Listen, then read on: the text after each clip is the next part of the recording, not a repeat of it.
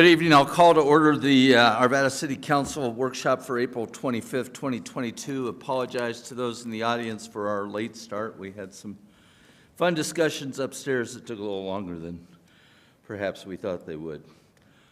So, roll call. Here. Mayor Pro Tem Jones. Here. Councilmember Pfeiffer. Here. Councilmember Marriott. Here. Councilmember Mormon. Here. Councilmember Simpson. Here. Councilmember Smith. Here. Very good. We have two workshops. Mr. Devon? Yes, Mr. Mayor, members of the council, we're going to start off with an update on the quarterly bond project report. We're going to ask Assistant City Engineer Chris Lisberg to come to the podium. Thank you, sir. Good evening, council members. As usual, we intend to present on the two bond project status today. Next slide, please. As usual, we intend to provide an update on right-of-way, construction phasing, budget, schedule, of course, recent outreaches with the public, as well as some of the risks and challenges that we're facing on delivery of these projects. Next slide. As far as right-of-way goes, we are in the home stretch on Ralston Road Phase 2. You'll note that 45 parcels are so far closed, with two more nearly complete, one as of today, and one anticipated to reach closure within the next couple weeks. The two parcels that are in the remaining eminent domain category are 7709 Ralston Road, which we are still awaiting feedback on legal fees to fully evaluate that closing. 9110 has gone through a change in ownership. We hope that we can reach settlement with this new owner, but if not, of course, we may end up continuing on the eminent domain path for this as well. Due to that change in ownership, the trial has been delayed. At this time, we don't have an updated date as of yet. Next slide, please.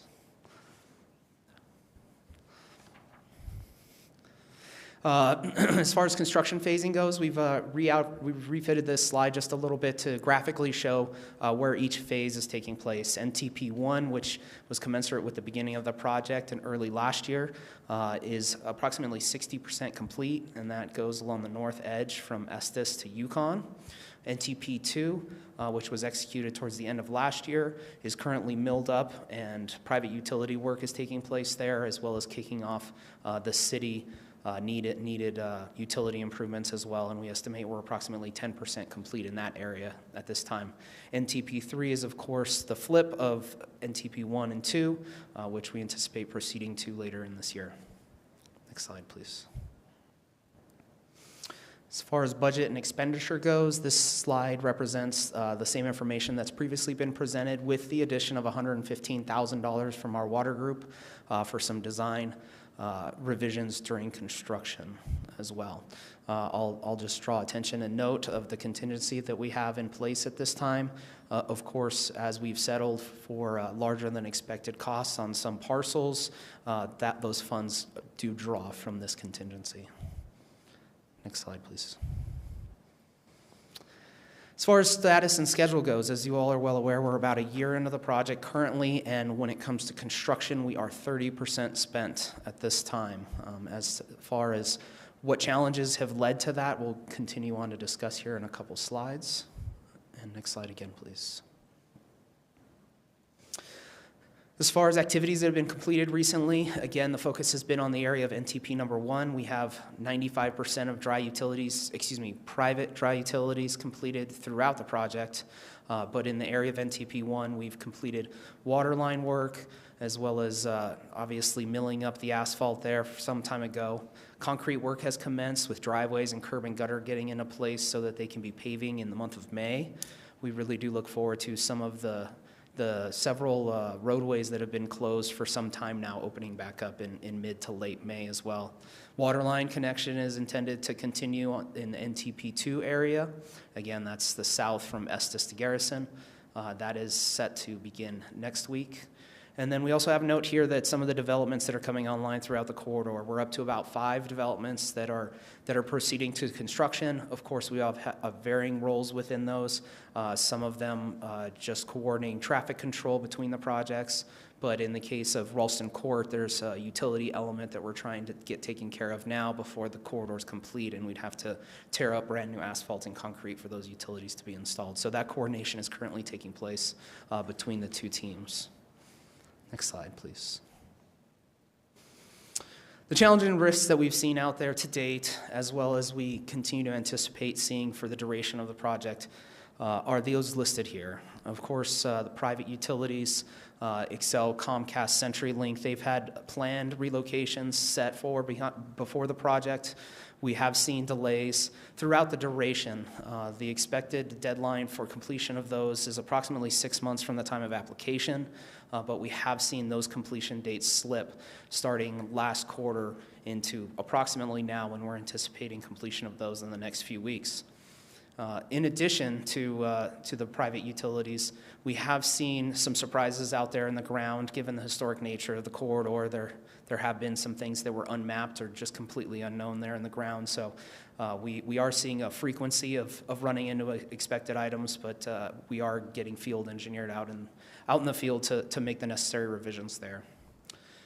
As far as storm sewer replacement goes, this was a scope of work that was not anticipated in this project.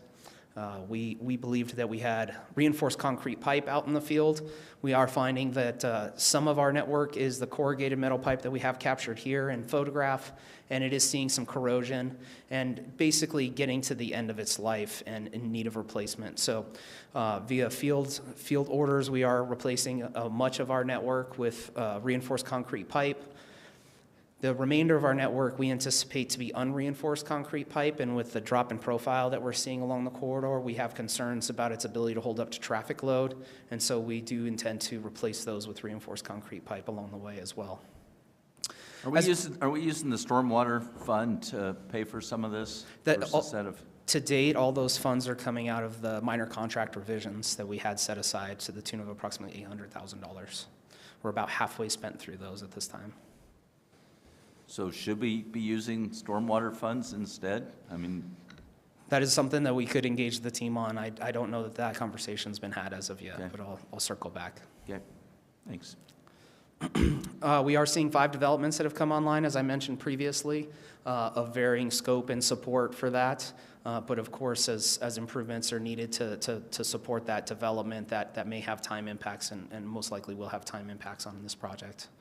And then, of course, we fully want to acknowledge the public impacts that the project's having. Throughout the winter, we saw an abundant amount of potholes that were in need of repair, and given the wet nature of the storms that were coming in every few days, we were struggling to keep up to have it dry out so that we could patch that. We anticipate that not being an issue next winter, as most of the traffic will be on brand new pavement, so we won't see that deterioration and erosion of the existing asphalt. And then as far as duration goes, we're really excited to start to see the curb and gutter and driveways down. We feel like that'll really help to alleviate some of the pressure that the public's feeling at this time. Next slide, please. So as we discussed some of the challenges and risks, as I mentioned, we're 30% spent and 50% through the budget. So that's obviously not in alignment. Given the challenges that were outlined there, Hammond has notified us of their intent to file claim with the city. They had not supplied any backup information at that time, but as conversations progressed, they requested a meeting with Public Works leadership. At that time, they explored the 4 options that we have to pursue forward, whether it be status quo or demobilization. We believe that those 2 approaches are not the best use of this project and the best intent to deliver it on time. So the two alternatives that we really have to move forward is to continue on in this typical design bid build format via change order or a lump sum proposal that Hammond supplied. They supplied that lump sum proposal. I'll call it preliminary at this time because it was a little light on the details for timeliness. But in meetings with them and in reviewing that, in combination with taking a look at the risks that the city's under for delivery of this project, with, of course, applying finances to those risks, It is our recommendation that we continue to pursue fact-finding with Hammond, as well as a refinement of their lump sum proposal so that the project can continue on. We believe that it provides the best opportunity for the project to continue on schedule-wise with the least amount of hiccups when it comes to negotiating change orders and via force account methods that we've previously discussed. We believe that those would be time-consuming and detrimental to the schedule of the project. So with that, I would like to request confirmation by the City Council of our recommendation to proceed with negotiations on a lump sum basis. Ms. Simpson, you're first. Thank you. Yes, we discussed this at length already, and I do believe the staff's recommendation is a strong one. It reduces significant paperwork, as well as the costs associated for doing paperwork for paperwork's sake, Yes, which ma'am. can be very frustrating. It's better that those dollars get spent on the actual roads and the project. So I would be in support of moving forward with staff's recommendation. Thank you, ma'am. Ms. Smith? Yes, I support the lump sum. Mr. Marriott?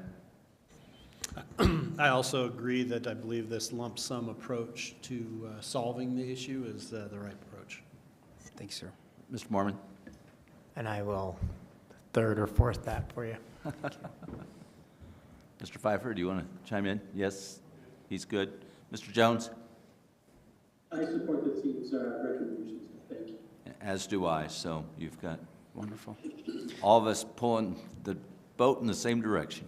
Yes, sir. Thank you all for your time and your input. Much appreciated. With that, I'd like to introduce Britton Thomas up to the front to speak to 72nd.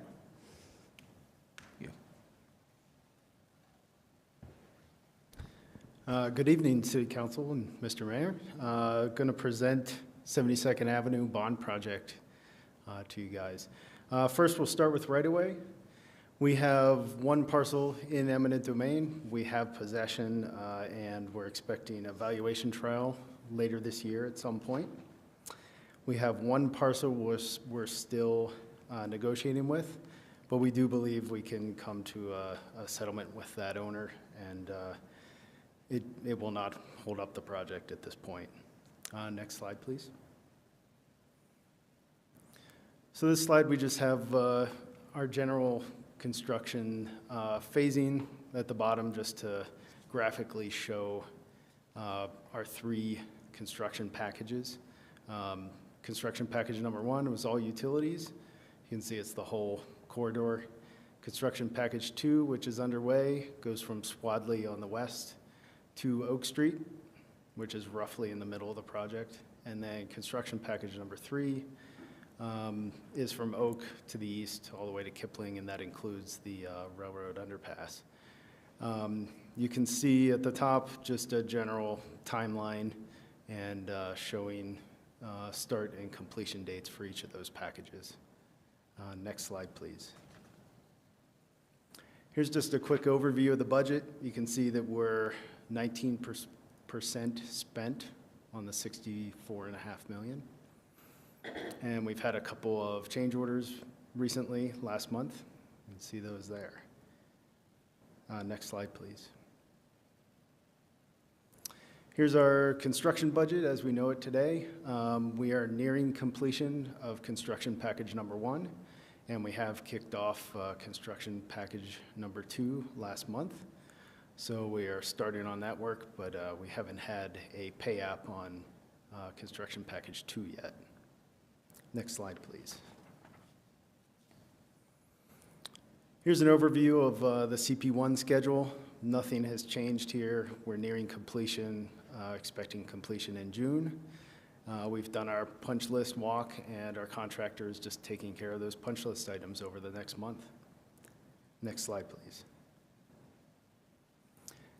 Construction package number 2. We began, notice to proceed was given last month, so we're under construction.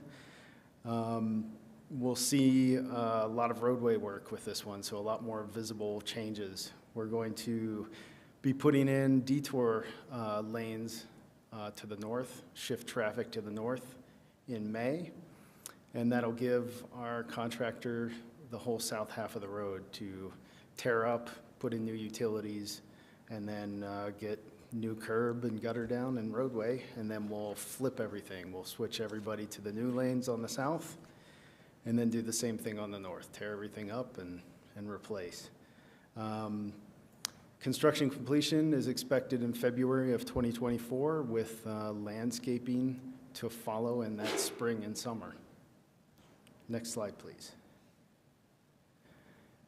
And here's our expected schedule for CP3.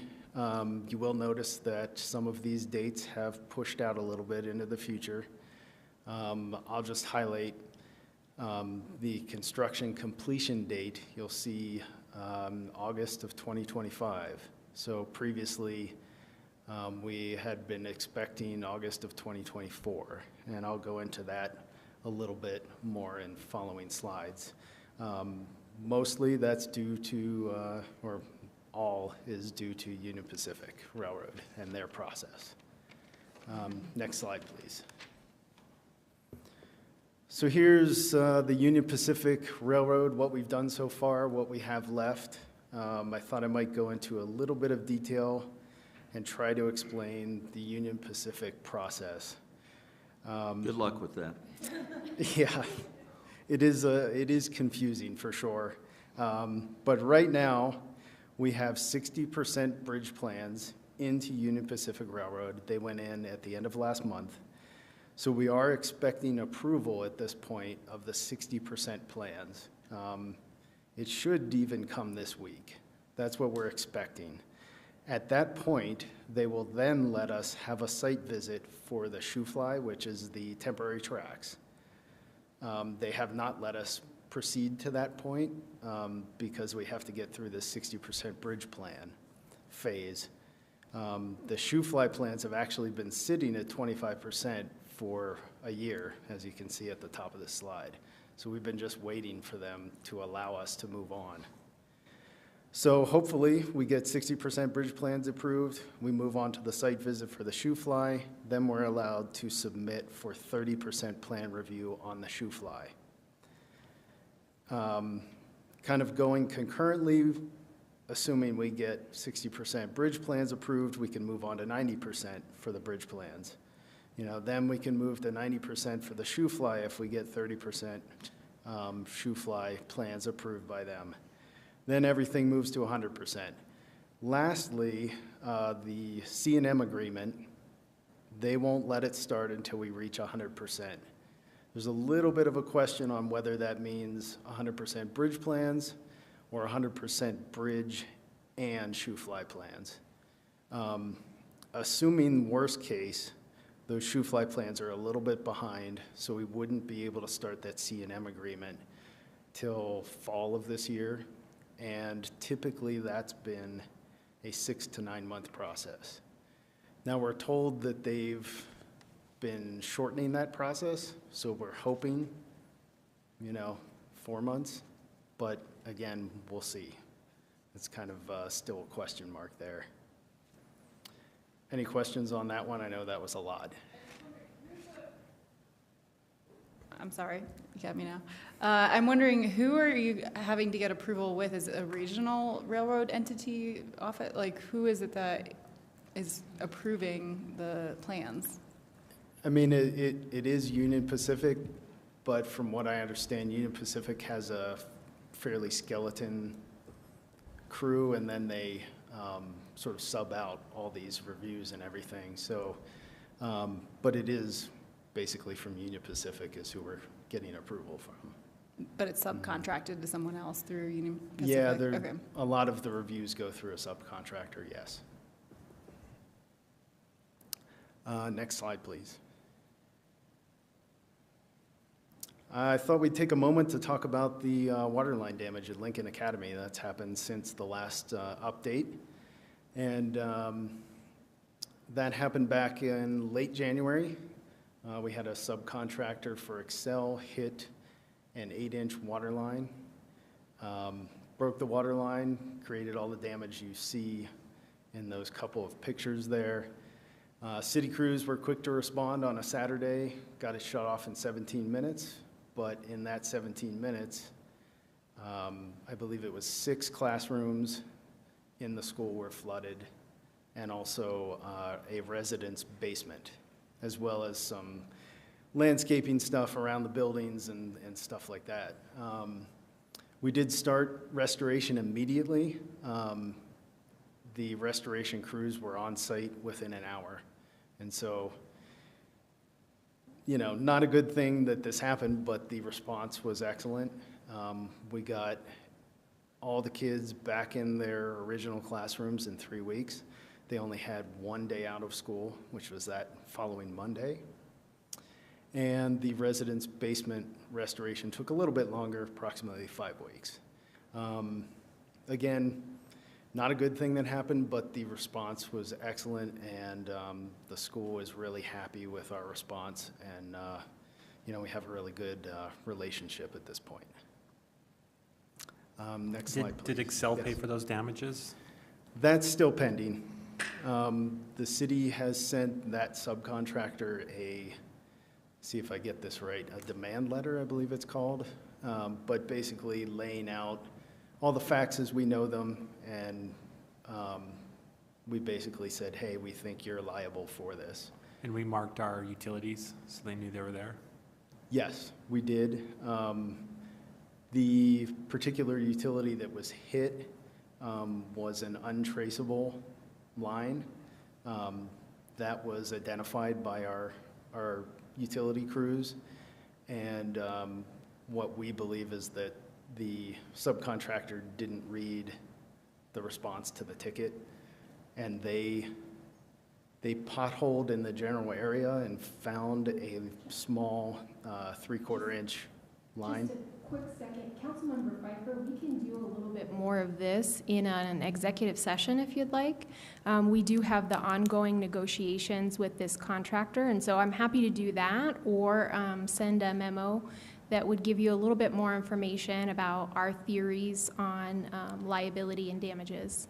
Yeah, just when you present something like this, it says that we're liable. The way he's positioning this right now is opposite of what you're trying to tell me. So I think we need to be very clear to the audience that who's listening that this is not our fault and that we are looking through it, you know, because I hear a lot of we in the city, but this is not a city issue. This is an Excel sub that screwed this up. Yeah, I think what happened That here, is Mr. correct. Pfeiffer, is that the city stepped in to address the needs at the school and for this residents instead of waiting to, you know, who's at fault here. But I think we'll get a memorandum and an Yeah, executive that's fine. session I from just Ms. want Morrison. to, I just want to make sure we were clear that this is not something that was negligence on our Right. behalf. And That's the way that correct. this is being presented leads one to believe that there's some fault, I feel. And so I wanted to be crystal clear on this.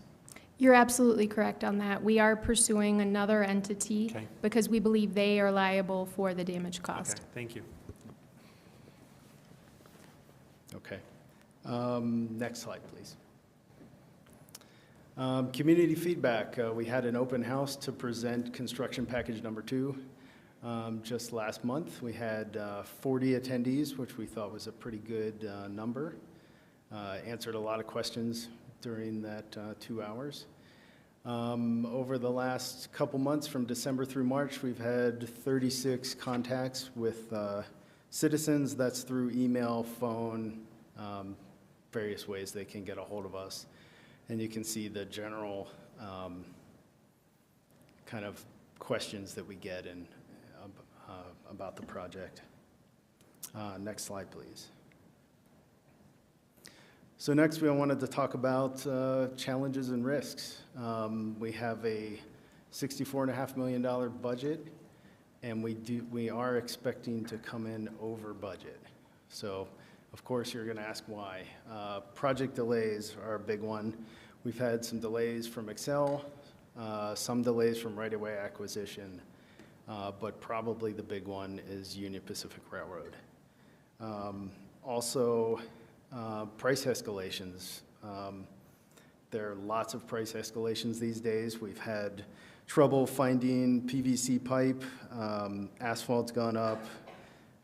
Reinforced concrete pipe in certain sizes has gone up. Water valves and fittings. We're just finding that lead times are longer than they have been, and also prices are higher. So that's all part of that. And then how much are we going to be over budget?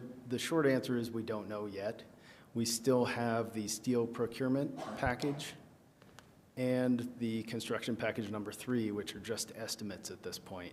I have asked our contractor SEMA to give us a rough order of magnitude for those packages so that we can see where we're going to come in, or at least closer than we know now. And I am expecting to see that this Wednesday. So we'll have more information shortly. Lastly, just wanted to talk about the steel procurement package. So this is our steel girders for the underpass as well as rebar that we've separated out so that we could order it ahead of time if need be. Steel prices are expected to decrease over this year, although they've gone up here in the first few months. They are expected to decrease over the year. We've found out from our contractor that steel fabrication has a 1-year lead time for what we need. So looking ahead, we will need to order our girders and rebar this summer in order to have it ready for next summer. So that's what we're looking at. And we need to at least get through 60% approval with Union Pacific in order to have enough confidence to be that those girders wouldn't change. So that's what we're looking for right now. I'd personally rather see 90% so that we could be very, very sure. And hopefully we'll get there before we need to order. But we at least need to get through 60%, and then we can have enough confidence to order that steel this summer and stay on schedule. I believe that's my last slide. Are there any questions? Mr. Marriott. Yeah, I have a question. So we believe we may have costs going up because of this steel procurement and also construction package 3, but I know we did this project in a project delivery method of the CMGC. Does that provide us any insulation from these, or do those packages does that only take effect once those packages have the final price associated with them? Yes, I think it would, because each one of those packages is a separate contract. So once we have, say, CP2, which just went through last month, then we'd be kind of locked in at that point. Right. And Yes. when do we anticipate locking in the price on these next two things? For the steel procurement, that should be this summer, and yeah, we'll go through a process similar, like a shortened process, because there's less items in that. Mm-hmm. But just to keep our contractor honest, basically, we have a third-party consultant that also looks at prices and kind of come to a negotiation. So we'll have that this summer, and then CP3 probably January of '23. If we get that C&M agreement started earlier, then we can get that package kicked off sooner. Okay, So, thank you. Mr. Jones, do you have any questions? No, I do not, thank you. Sorry, I finally. No problem.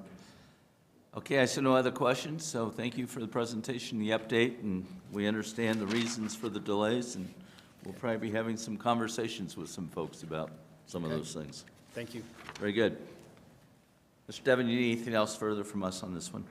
No. Okay. Then lead us into the second one.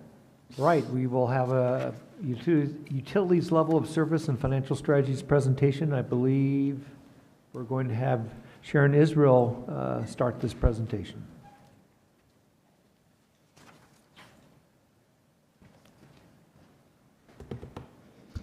Good evening, Mr. Mayor, members of council. It is a treat to be here again with you all to be talking about water and sewer infrastructure for the city. You just lost all credibility. Oh, see. It's the passion. It's the That's right, passion that's coming right, out, that's Mr. right. Mayor. I wanted to just make mention of this being the third of 3 workshops we're in a series. The first was early March, where we talked about updates to water demand and our forecasting for what type of pace of development we could expect between now and build out. Then our second workshop was March 28th, and that's where we shared with council a proposed roadmap of capital projects that we had very thoughtfully prepared so that we could both keep the risk of system failures low and also keep the pace of development going as contemplated, and to meet the needs of the development community. And so based on that workshop, we took your feedback, and we have prepared this presentation for you tonight. Next slide, please. Quick review of agenda. We're going to talk about why.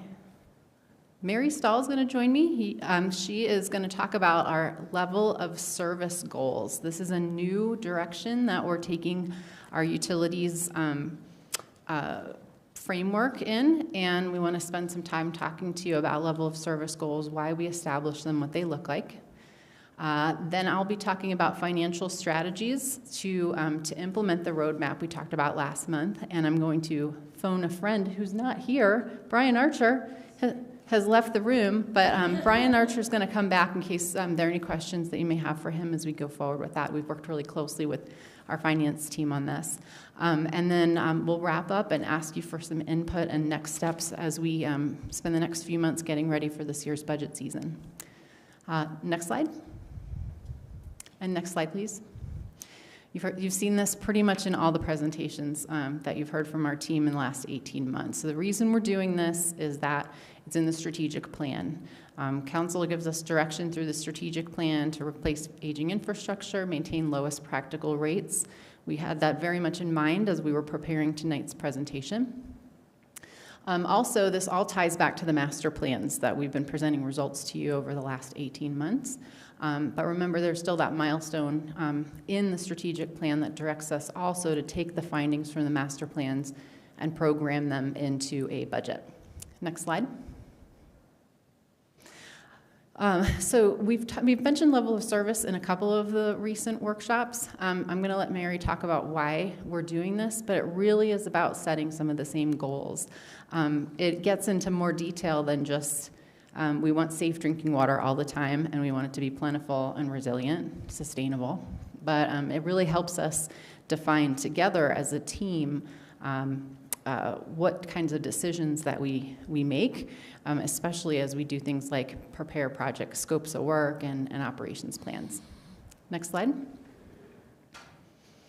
A little bit more of the why. I thought I'd show you a couple more pictures. All of you now have been on the North Trunk Line tour, so I appreciate all the time that each of you on council has devoted to a tour. So that's the upper right-hand picture. You might recognize that manhole at 76th and Sheridan, which is just one example of a bottleneck that we're working to address as planned development's going in the Northwest. The other two pictures are new ones we haven't shown you before. The upper left is a picture of the inside of Hackberry Tank. Part of the structure of that tank are some cylindrical columns. You can see that there's corrosion there at the bottom. That tank was built in the early 60s, so this kind of condition is not uncommon, but you don't really get to see inside water tanks very often. So when we were able to get in there and take some pictures, you can see that it's reflective of aging infrastructure. The picture in the bottom center, that is a photo of the inside of our water treatment plant over at Ralston. It's the exterior concrete wall of one of our water filters. These water filters they're like big boxes, and they have media and sand inside. This is the exterior wall, and you can see that there's some streaking. Those are those up and down lines that just show that we've got history of sort of slow leaks through that wall. But the really dramatic part of this picture for me is the gray cylinder, sort of a third of the way from the right. That's actually a foundation jack. So about 5 years ago, ballpark 5 years ago, we installed a series of foundation jacks to hold up the concrete structure of our water filter. And so this This is very concerning. We're starting to see some deformation of those foundation jacks. I want you to know that everything we've got programmed in our roadmap, it includes all of the reinvestment work, like replacing the concrete and making sure that we can build resiliency into this. But when you have infrastructure that's looking like this, that you're literally starting to jack up, we really don't have a whole lot longer that we can wait on that. Next slide. All right, I'm going to hand it over to Mary Stahl. You've met Mary before. She's our utilities engineering manager. Mary? Thank you, Sharon. Good evening, everybody. And so I'm going to talk about level of service, and I'm going to start with a definition. What does that mean? What it means is that for each area of the utility, we come up with a list of very specific goals and criteria that say this is the level of risk we are willing to accept, this is the level of service, this is what we are going to provide to our customers, and we're going to provide that same level to all of our customers, that we don't have different levels at different parts of the system, or that's the overall arching goal. We may not be quite there yet, but we're working on it. Next slide. So what is our guiding principle? Failure is a fact of life, and it's a fact of mechanical systems, which much of our system is mechanical. And so we've talked about normal failures. And what does that mean? Routine, they're likely to happen, we're ready for them. We can fix them in a day or less. We have parts on the shelf. It really is not a blip in the operator's day. And then there's unlikely failures. What does that mean? That means that we get a lot of likely failures at the same time. A neighboring utility had 14 main breaks in 8 hours one day. That's not normal, and that's hard to respond to, so that would be an unlikely failure. Another definition of unlikely failure is not really failure, but an unlikely condition, such as the 2013 floods, or a major fire, or some other kind of catastrophe. Which Sharon asked me to define that, and the one that came readily to mind, which I know makes her cringe, is the mine above Ralston Reservoir. I think that can make us all cringe if that those systems were to fail. So anyway, the guiding principle behind these level of service goals is to consider both likely and unlikely failures. Next slide, please. So how did we approach level of service? Very much collaborative. This was a team effort. It was a team effort from utilities engineering. There were at least 3 utilities engineers at every meeting. Operators were at every meeting, not just managers. When we talked about the meters, most of the meter shop was there, not just Chris Campman. So it was a very collaborative approach that we brought in all of the team members that could provide input. We had very specific meetings. We have 12 defined utility areas, which I'll get to. So we had at least 12, we actually had more than 12, meetings to go through what these level of service goals were. So there was a lot of work put in by the operations team, and I give huge kudos to them because they really didn't know what they were getting into when I started this. And then what were the guiding principles beyond the failure scenario? And that's regulatory requirements, what are industry standards, what are industry best practices, direction from council, what's in the strategic plan, and clear point goals, and then also historic customer expectations. Next slide. So applying the principles, as I mentioned, 12 functional areas, and each area has specific goals based on public health and safety. That's why we're really here, right? Public health and safety. That's why we have these core services.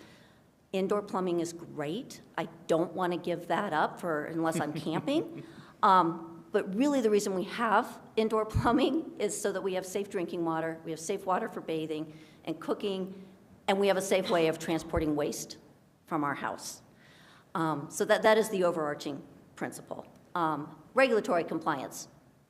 The regulators, they kind of set bottom level for what public health and safety mean. Again, strategic plan and then customer expectations. I will note some of the goals we've set are aspirational, and I will have an example of that. Next slide, please. So the 12 functional areas, I'm not going to read them off, but really think about it. We start high, or we start at the top. I say top because in Colorado our water supply comes from the mountains, and we work our way down to the bottom of the system, meaning our meter with Metro, and then we also add in the stormwater utility. So we work through and things that grouped together in a logical fashion. Next slide. So how do we use and implement these goals? We use them to prioritize our resources. We don't have unlimited staff. We don't have unlimited money. So if we're all centered on the same goals, it helps us with the conversations and to decide where to spend those resources. It helps identify our budget needs. If these are our goals, then this is what we have to do to meet them, and here's the resources we need to get there. It provides operational guidance. I love this one. When I was a consultant, I had a client, it was such an interesting meeting. One operator, in his head, resiliency meant that you had 2 backups of everything. The next operator, in his head, resiliency meant you had 1 backup.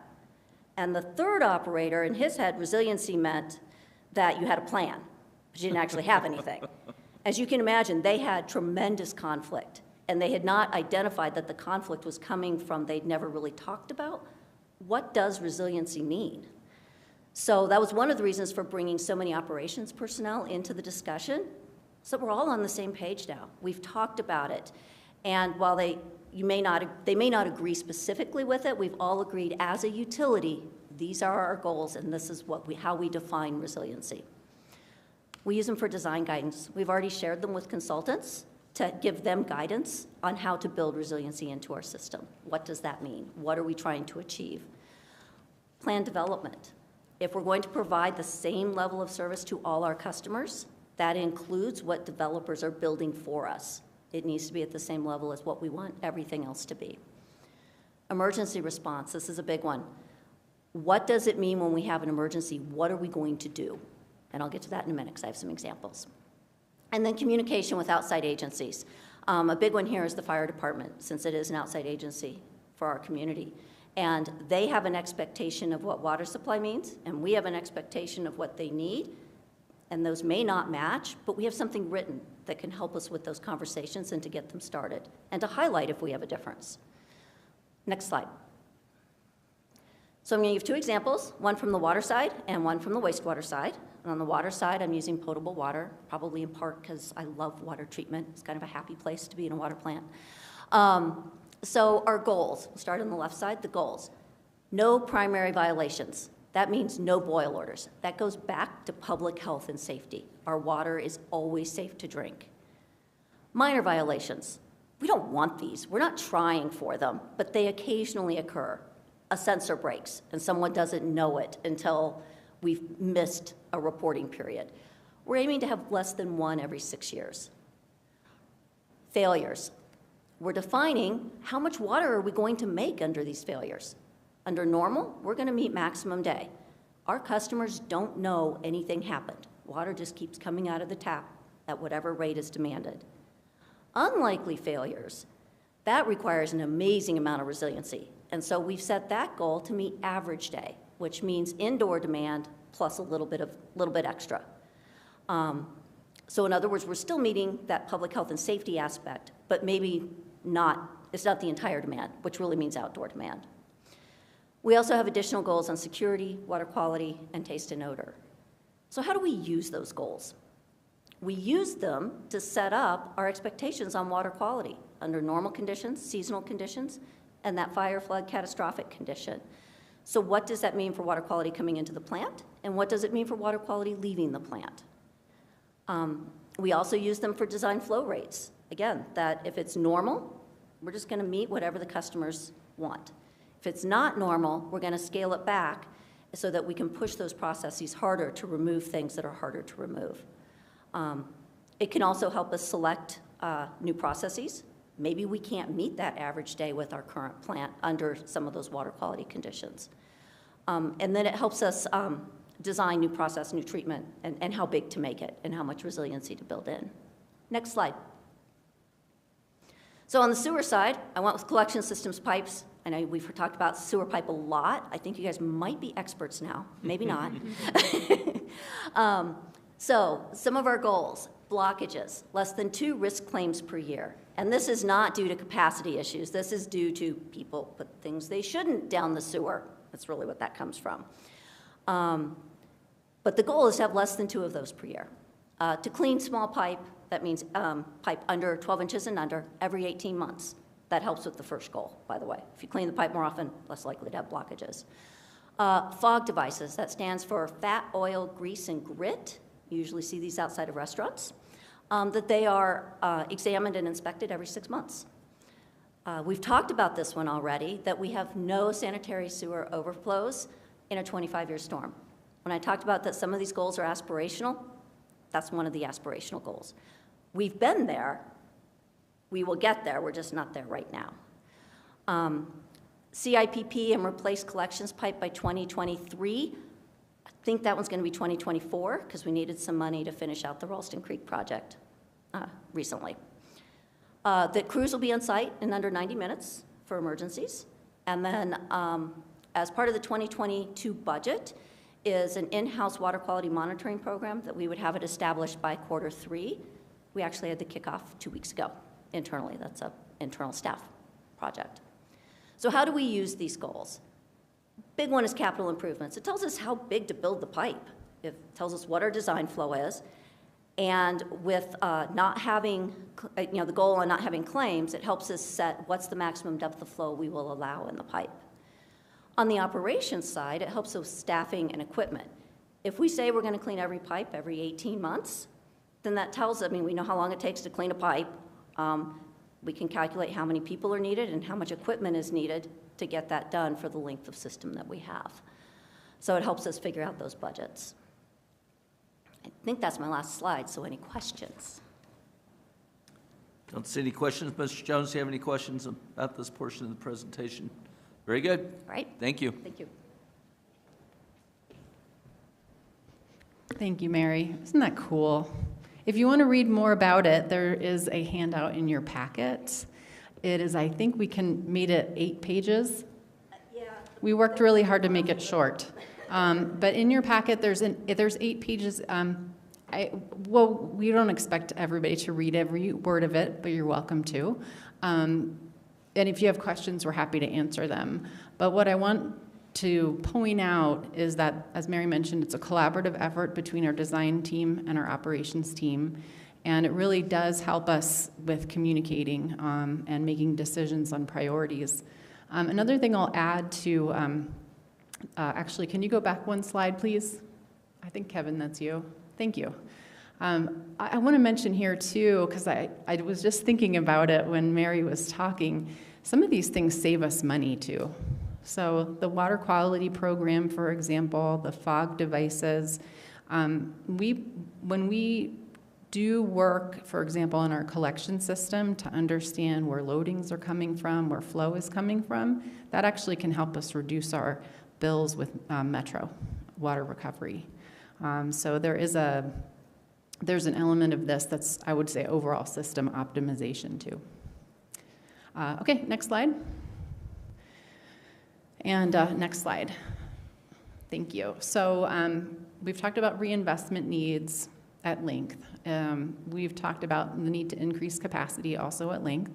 All of the master plan work really pointed that we have these 2 competing priorities that they're happening at the same time. So when we're looking at our capital projects, when we're looking at that roadmap we presented in March, we're looking at projects that do both double duty. They both help replace our aging infrastructure and help us ensure that we can meet the needs of planned development. So the rest of the presentation is going to be around some of the financial forecasting that we've been doing since our March 28th presentation. Council gave us direction in March to go forward with with the idea that we would follow the roadmap, keep risks low, and keep pace of development going. So the financial forecasting is what we're going to go to next. So next slide. So you'll remember maybe back in March 28th, we showed you this slide. It's the same slide as we showed you before. This is over the next 8 years, what each year's CIP budget needs are. And the blue shows what's been funded, and the red shows projects that are unfunded. This chart was put together this is the water roadmap, and we've called it aggressive and attainable because we've done a lot of other work to make sure that There's capacity both with our team and capacity in the market with consultants and construction firms. We believe that this reflects a realistic capital project delivery timeframe for the next 8 years. But you can see that unfunded amount in 2022 dollars, that's $223 million. And then next slide. This is just a quick refresher. The same approach we took. This is for the sewer side. There's a lot more red on this one, unfunded. That's significantly influenced by the North Trunk Line work that needs to be done to expand capacity. In this case, we have an unfunded amount of $78 million. So based on the direction from council last month, we went back, sharpened our pencils, came up with some estimates of what bond payments would be in order to fund both the total amount of the water and sewer unfunded amounts. Next slide. We have 3 options to present. The first is that roadmap as we presented to you in March. That keeps risk low, that keeps plan development on track. We did want to talk about a couple of other possibilities. Option 2, we would not recommend, but it is possible to extend the schedule beyond 2030. The disadvantages of this, and we can talk about this a little bit more, we continue to have that higher risk, especially if sanitary sewer overflows. And then also we would be in a position to have to slow planned development because we wouldn't have capacity at the pace that planned development would need in order to connect to our system. And then option 3, which is also not recommended, but it would match the existing 10-year model, which we're calling no action. It leaves all the unfunded projects unfunded. The 10-year model, however, I want to point out, does have a 7% increase per year for rates and fee revenue. It also includes 2 incremental increases to water tap fees of 25% next year and 25% the following year. And then for sewer, I think it's, I'm going to phone a friend, 6%. Thank you. 6% for sewer increased in the 10-year model. No additional tap fee adjustments in that model. So, but for similar reasons to option 2, we're not recommending that due to increased risk of failure, and then we would also in that situation, unfortunately, be in a position to have to slow plan development as well. I want to also point out, we're going to dig into option 1 next with some numbers, but when we talk about slowing planned development, what it also does is slow the pace of revenue coming in through tap fees. So it's not quite as easy as just saying like, hey, we can kind of push this out because we really need tap fees to get even some of the combined reinvestment projects going. Next slide. Okay, I thought I saw a question. So the proposal for option 1, we took the total unfunded amounts, added a moderate amount of escalation, and spread them out over 5 bond issues over the next 6 years. So we would propose to do 2 bond issues for water this year as soon as possible. Because bonds have a time frame associated with them, if we tried to bond it all at once, we wouldn't be able to deliver all of those projects in 3 years, even if we could issue the bonds. So the phasing is 2 bonds in 2022. We would do a bond in 2024, 25, and 28. This is all conceptual in that, based on council's direction tonight, our next step would be to meet with our financial advisors on this series of bond issues, and then also our bond counsel. But this is the basis for the numbers that we're showing you tonight. I also thought it would be interesting, because $330 million is a lot of money. It's a lot of money to bond. We're talking about forecasting a 30-year payment for those bonds, because a lot of the infrastructure we're putting in actually exceeds 30 years in terms of lifespan. But if you look at what the city has done in the past, $300 million's high, but we also have a history of issuing bonds for water and sewer projects. So that's that box in the lower right corner of the slide. We took all of the bond amounts and escalated them into 2022 dollars to give you a sense of what we did in the past. So you can see like the 1960s, for example, that's when a lot of our treatment and storage infrastructure went into place. We did big bonds for that. That's a lot of the infrastructure that we need to reinvest and rebuild today because it's now 60 years old. You can see in the 70s and 80s, we had a similar pattern where we were aggressively issuing bonds, and then we went a whole decade with none. And then in the between 2020, I want to say it's 2001, I'm looking at Brian again.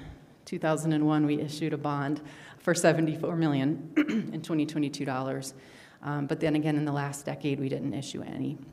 It's very, very common for utilities of our size or even smaller to have ongoing debt service because it spreads out payments over sometimes a generation so that there's a sort of fairness on who's paying and then who's also benefiting from the infrastructure. Very good. Ms. Simpson?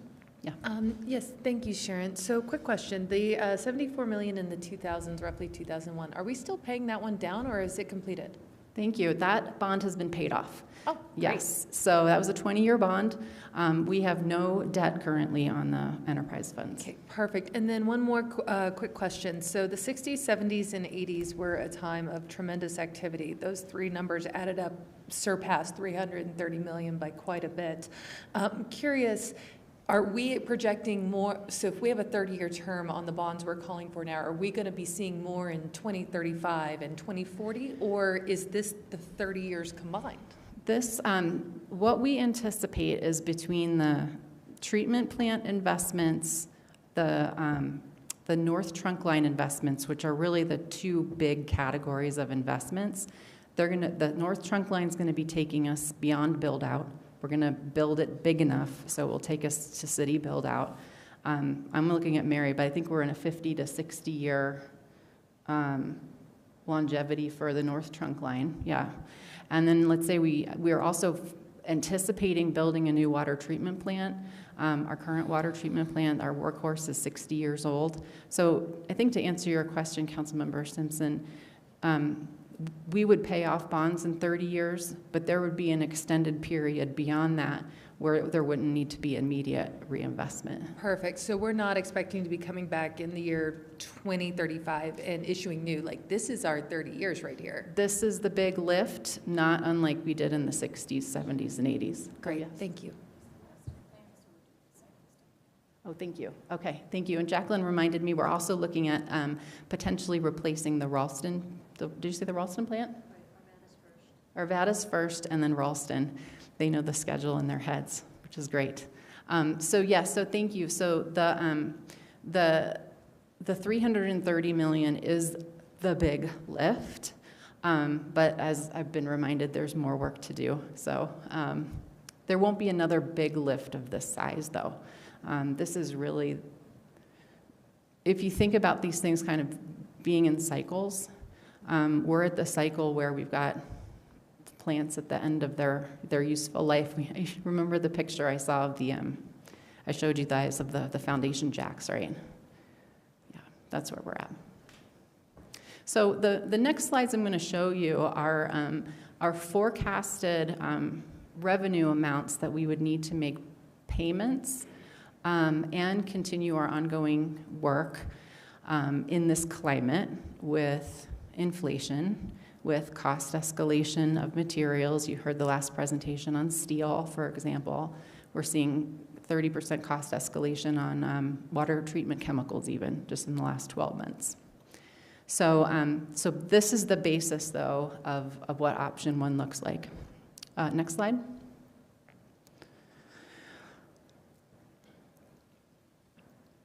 We are looking at rebranding tap fees in an update to the city code this year to be system development fees.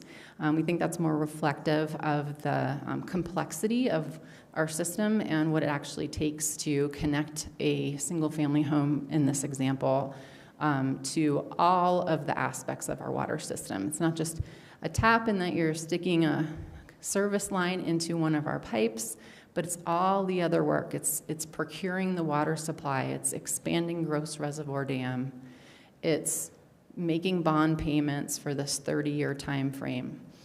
So you can see here on the left, our current single-family home tap fee, or soon-to-be system development fee, that is not discounted, and I want to talk about that briefly.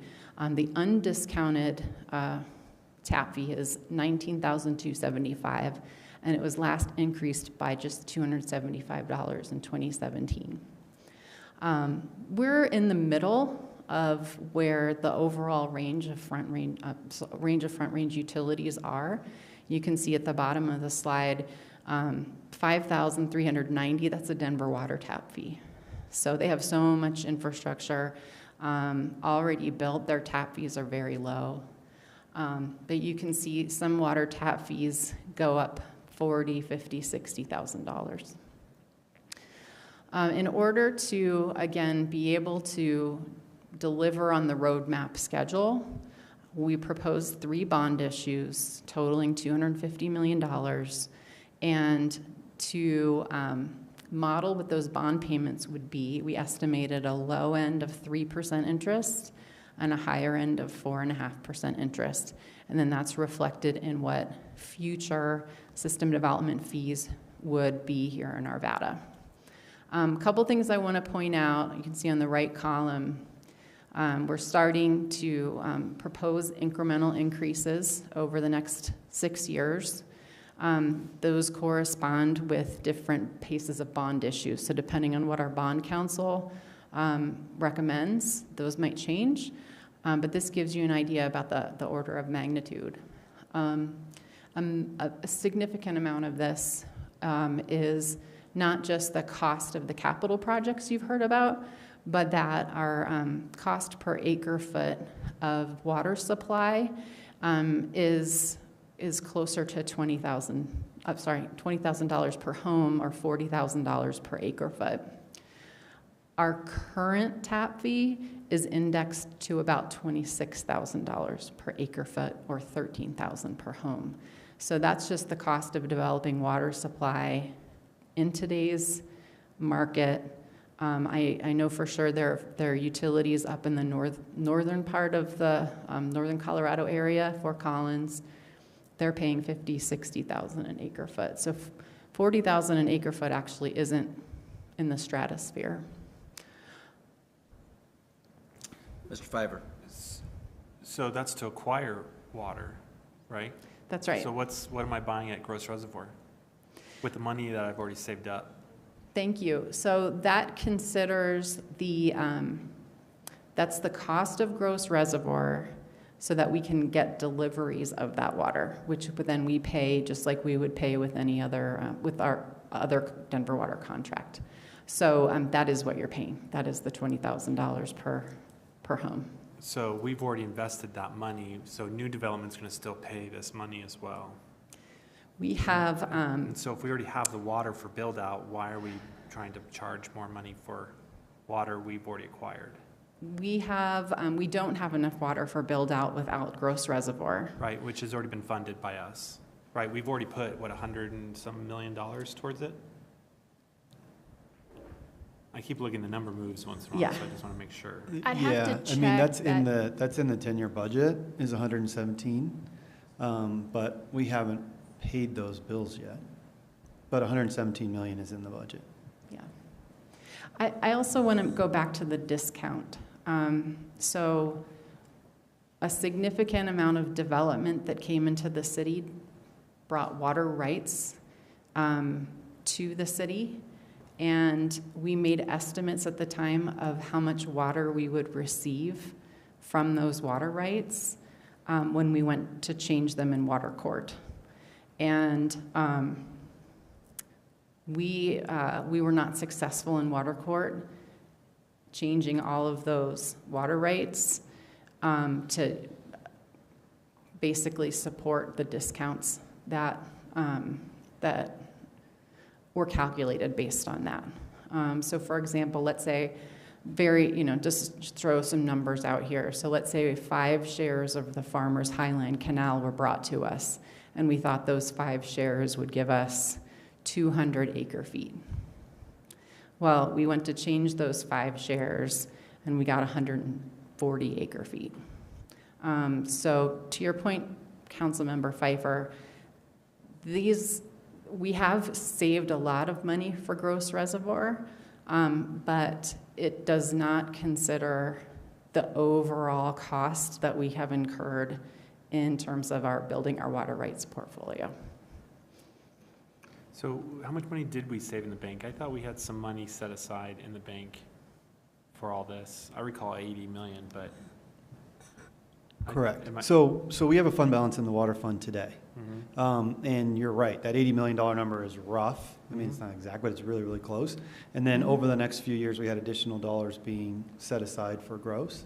So we've only paid gross, what, Sharon, $38 million, give or take. That's because they wanted some money up front. That's the upfront dollars, right? And so now that they've kicked off the project, they will invoice us till they get to that number, and then they'll start invoicing us above that number, and we'll start paying. But your recollection of 80 million is correct, what we have right now. Mm-hmm. And so we'll use some of this increase in these funds to pay the future years for not just acquiring, but you're also saying for the entire infrastructure? That's right. So we've got a water supply component to our tap fees, and then we have an infrastructure component to our tap fees. And we are adjusting both of those. So the numbers that you're seeing here are ranges for the sum of both of them. This is going to matter also when we go back and calculate the discounts for those folks that are already in the discount list. They're primarily in the Jefferson Center Metro District. Under our agreements, they get credit for the full amount of the water supply that we believed we would get at the beginning of our agreement with them. That was before we changed them in water court. So we have some fine tuning to do to these numbers, but in general, there's a water supply component and an infrastructure component. And in here, the infrastructure component is largely indexed to what bond payments would be for the unfunded projects. So I guess where I get is what I'm a little worried about is the enterprise fund being sustainable over 30 years. This goes into, I think, where Lauren was kind of hitting on. This is great to fix the infrastructure today, and hopefully we don't see any more bonds maybe in the 20 or 30 years that we're talking, which I don't know is realistic. But then do we have enough funds coming in? You said there's a 6% increase in whatever our fees are, probably our regular monthly fees, but that is to operate, I would assume. So where do we find the money for asset management? I always get lost in this asset management part because I hear us replacing like a big bang one time, let's go in there and let's fix everything. But then there's no sustainable funding that says let's continue to maintain our assets through here. So I guess that's where I get a little worried is we're gonna go take this huge debt out and then not have sustainable asset management money. It's a fair question. It's something that we're working through as part of the modeling in the 10-year plan. It's part of the reason why the team has made a commitment to hiring Chris and other team members to work on that piece. Certainly our goals with the 7% increase, the stepping forward that City Council did last fall with the increase in the fee will go towards that. So it's kind of all the above. I mean, the answer is all the above. And we will look for revenue from various sources. Drawing a fine line between tap fees only goes to capital and operating revenues only goes to operating is going to become difficult as we move deeper and build out happens. So once you hit build out, to get the asset replacement, asset management that you're making reference to, that's going to have to come from fees because it won't be able to come from tap. Sorry, I'm using the wrong. No, but your tap fees will go away. Or, sorry, you're right. The water system development fees. Yeah. That will go away. Correct. Because we're going to be at build out. So that's where I'm looking for is when that happens, which could happen in the next 10, well, definitely before this bond's paid off. But It should happen close to the timing, certainly before the bond. But there's no more payoff. revenue after that, and so Correct. what is the sustainability for future generations to? It will come from water fees. Okay. It has to. And then what about the CIP? I mean, I don't hear us diverting any CIP funds into this area. It seems like we put CIP to other things. Do we ever put CIP here? For us, the term CIP means the same thing. So But it's what is it? What is the percentage that has to, out of every revenue dollar, so much? So you're goes talking in? general fund dollars, I'm sorry. Yeah, so Yeah. but there's a CIP. No, dollar we do that not goes put general fund dollars towards the enterprise funds. So it's all has to be self-sustaining. Correct. Sorry, Councilmember Pfeiffer, I wasn't catching what you were saying. Yeah, I'm just trying to make sure we're identifying revenue sources for increase. I mean, I'll look to my other council members, but you're realizing this is another $30,000-$40,000 on a house, price of a house.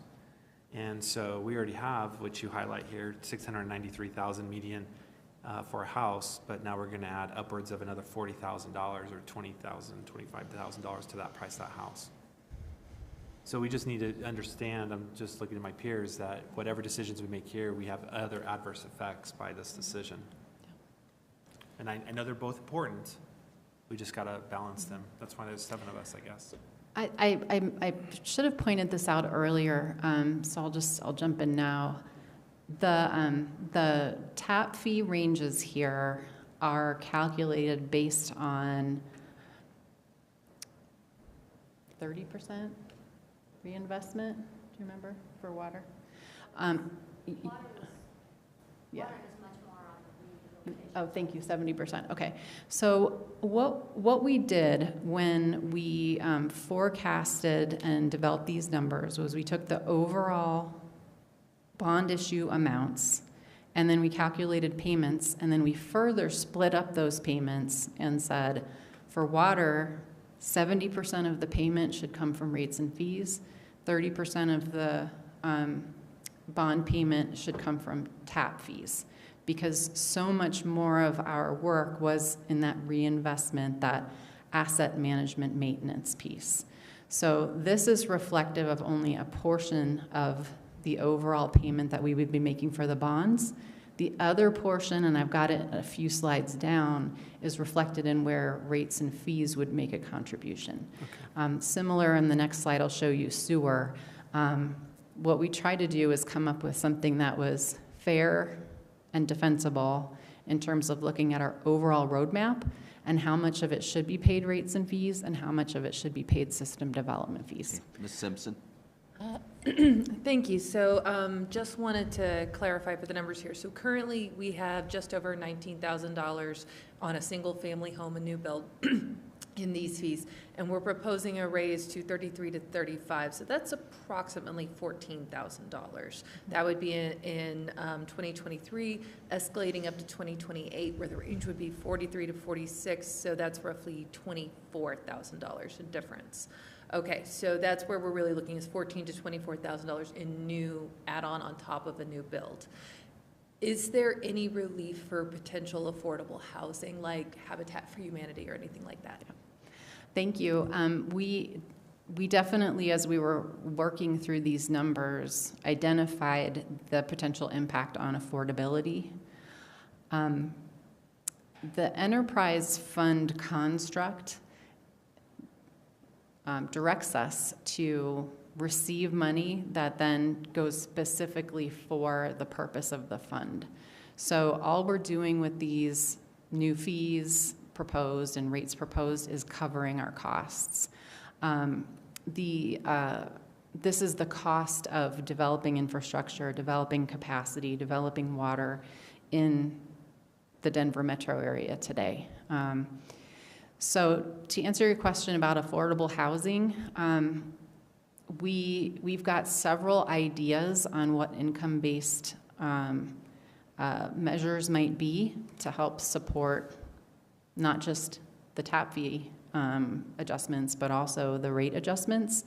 I think what we are, from a philosophical perspective, looking at is partnering with other agencies that could help then supplement the cost of projects, rather than trying to set a separate schedule for affordable housing.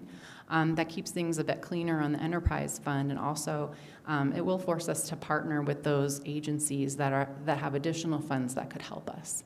Once we start, let me back up. We have a single family system development fee. We also have a duplex, which is less. And then we also have a multifamily tap fee, which is less than that.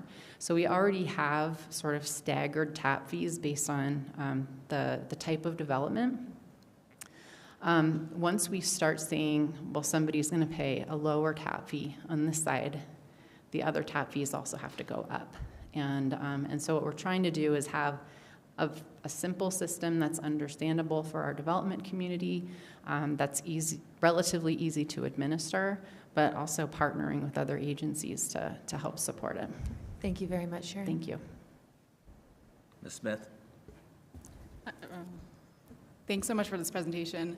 I'm all for partnerships, but I think when we're saying that we're going to partner to help supplement some of these costs, we're assuming that the agency has the funding to do so. So it's a little concerning to say that, oh, we'll partner with them, but then, you know, we don't know what that funding costs or what they can supplement just with that. So just kind of noting that a little bit. But the other question or comment I kind of had was, you mentioned that you have duplex or different fees or tap fees for system development fees for that.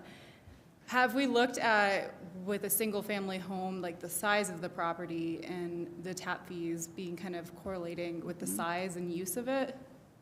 We've looked at a comparison of other communities. There are communities that do that based on bedrooms, based on lot size.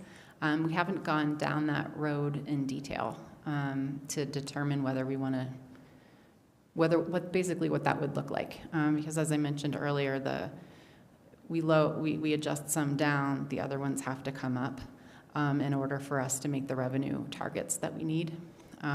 But there's certainly lots of models out there, including one that looks like split number of bedrooms. Okay, thank you. Mm-hmm. If I could jump in here just really quick related to that question, there are also policy decisions that council can make related to, I'm sorry, I just got your message, related to use of other funds that we have at the city related to affordable housing and that piece. It is preferred that we keep the enterprise funds clear as a business model related to cost and expenditures related to the fund and revenues. But there are other opportunities for policy decisions that council could make. For example, we will need to find alternative funding sources. If we do something like establish a housing trust fund or something along those lines, and that's what we would have to look at in order to offset these costs. And you could use the housing trust fund money to pay some of those tap fees for other homes, so it's feasible to offset some of those costs without getting it messy and muddy the water, so to speak. Yeah, as long as we can find a funding source for the housing trust fund, that would be the challenge. Mr. Fiver. And that's part of my question around the CIP and other sources. Are we? I know we're looking here and we're solely focused in a singular enterprise fund. But just like we have CIPs from our general fund and other things going on, and I'm not going to get into the weeds of how, but it just seems to me that there is other opportunities or policy decisions we can make to offset those funds from a different source, not just looking from a very singular view here, because we do have directions to move CIP funds around if we need to, and I just think there has to be other sustainable funding coming from somewhere else than just on the backs of development and raising fees so high that maybe it's not affordable for some folks. I don't know. So I think, Councilmember Pfeiffer, I think that's a future discussion, certainly as we go through the budget process, but also as we start working towards dealing with affordable housing through a housing advisory committee or something along those lines. As we start to relook at some of our housing policies, I think that would be the opportunity to look at how we would come up with other kinds of funding sources. Well, and I appreciate the housing. That's just one perspective that it impacts, but overall impacts existing homeowners. And so how can we leverage the first penny of every sales tax dollar we make? Or, is there other things that can pop into that enterprise fund to keep it sustainable, that is not necessarily, you know, my house writing a check to the enterprise fund all the time. Yeah. So I don't know if it would pop into the enterprise fund. It would probably stay out of the enterprise fund, but it could be a separate fund for that purpose. Fair enough. Mr. Archer likes that answer Yeah, I'm not because getting he's into taught the me. cost center Yeah. issues, but I'm just saying that there is Right. another revenue source that maybe can be Yeah. outside of the ones Yeah. we're talking tonight. Yeah. Okay. Mr. Mormon. Thank you. No, I just wanted to echo what Councilmember Smith was saying. I would like to also see an option presented that's based more scaled on the size of the home, if that's bedrooms or what the best practice out there is. But I think I would like to see that comparison. Okay, thank you. We have an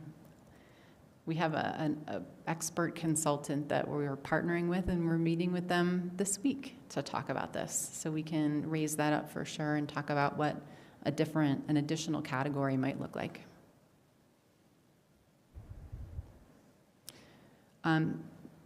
These are big numbers. I want to acknowledge that. Another thing that we will commit to bring next time is even more of a comparison of where this lands with other communities. We gave you a general range here. As you can see, it's very broad. More and more communities are moving into the $30,000 and $40,000 tap fee range. And when we return, we'll make sure that we present that in more detail for you. That'd be useful. Yeah. Okay, thank you. The next slide is similar. It's for sewer. So the current tap fee that we pay, that a single-family home pays, is $6,289. About $4,700 of that is passed straight through to Metro Water Recovery, so that they've got funds to increase capacity on their side. That's the treatment, the major collection systems. The portion that funds the city's capacity increase is $1,579, and it has been that level since 2011. At that time, it was raised by $229. So it's really been a long time since we looked at this. We are in a position with the North Trunk Line to need to raise $80 million in revenue in the next few years. And so just like on the water side, the range that's presented here is reflective of the portion of a bond payment that would go toward capacity. That is paid for from system development fees or tap fees. That's the amount that we would need to raise, an estimate amount, based on a 3 to 4.5% bond. That amount, again, $4,710, that's Metro's current cost, so that would get passed through directly. And then the range of $10,000 to $13,000 per home would help us fund, and I keep going to the North Trunk Line, but it's really not just the northern development. There's also, in our roadmap, work to do on the central Ralston Trunk Line. So all of the development and redevelopment that's happening in the center of the city has needs for similar types of capacity increases. This does put us at Arvada toward the higher end of where tap fees are. Examining this, going back even before 2011, in the early 1990s, our sewer tap fees were $1,500, and then we lowered them to $1,000 about 1994. This is just an area of revenue source that we just haven't looked closely at, and we've got some catch up to do.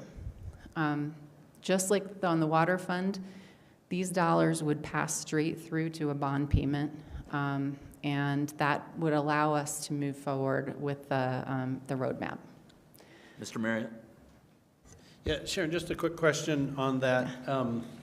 So you're mentioning, we have $80 million worth of needs on that North Trunk Line, and we can bond, and everybody in the city can pay that off, but there's additional development to happen up there that's going to pay part of it. So can you split that $80 million into, with these proposed new fees, how much of that 80 million would come from the additional development that will happen on that north trunk line versus the amount that then will be spread amongst everybody who's paying on the bond. Thank you. For modeling estimates, we estimate 80% of the, not just the north trunk line, but the central trunk line too, that 80 million total.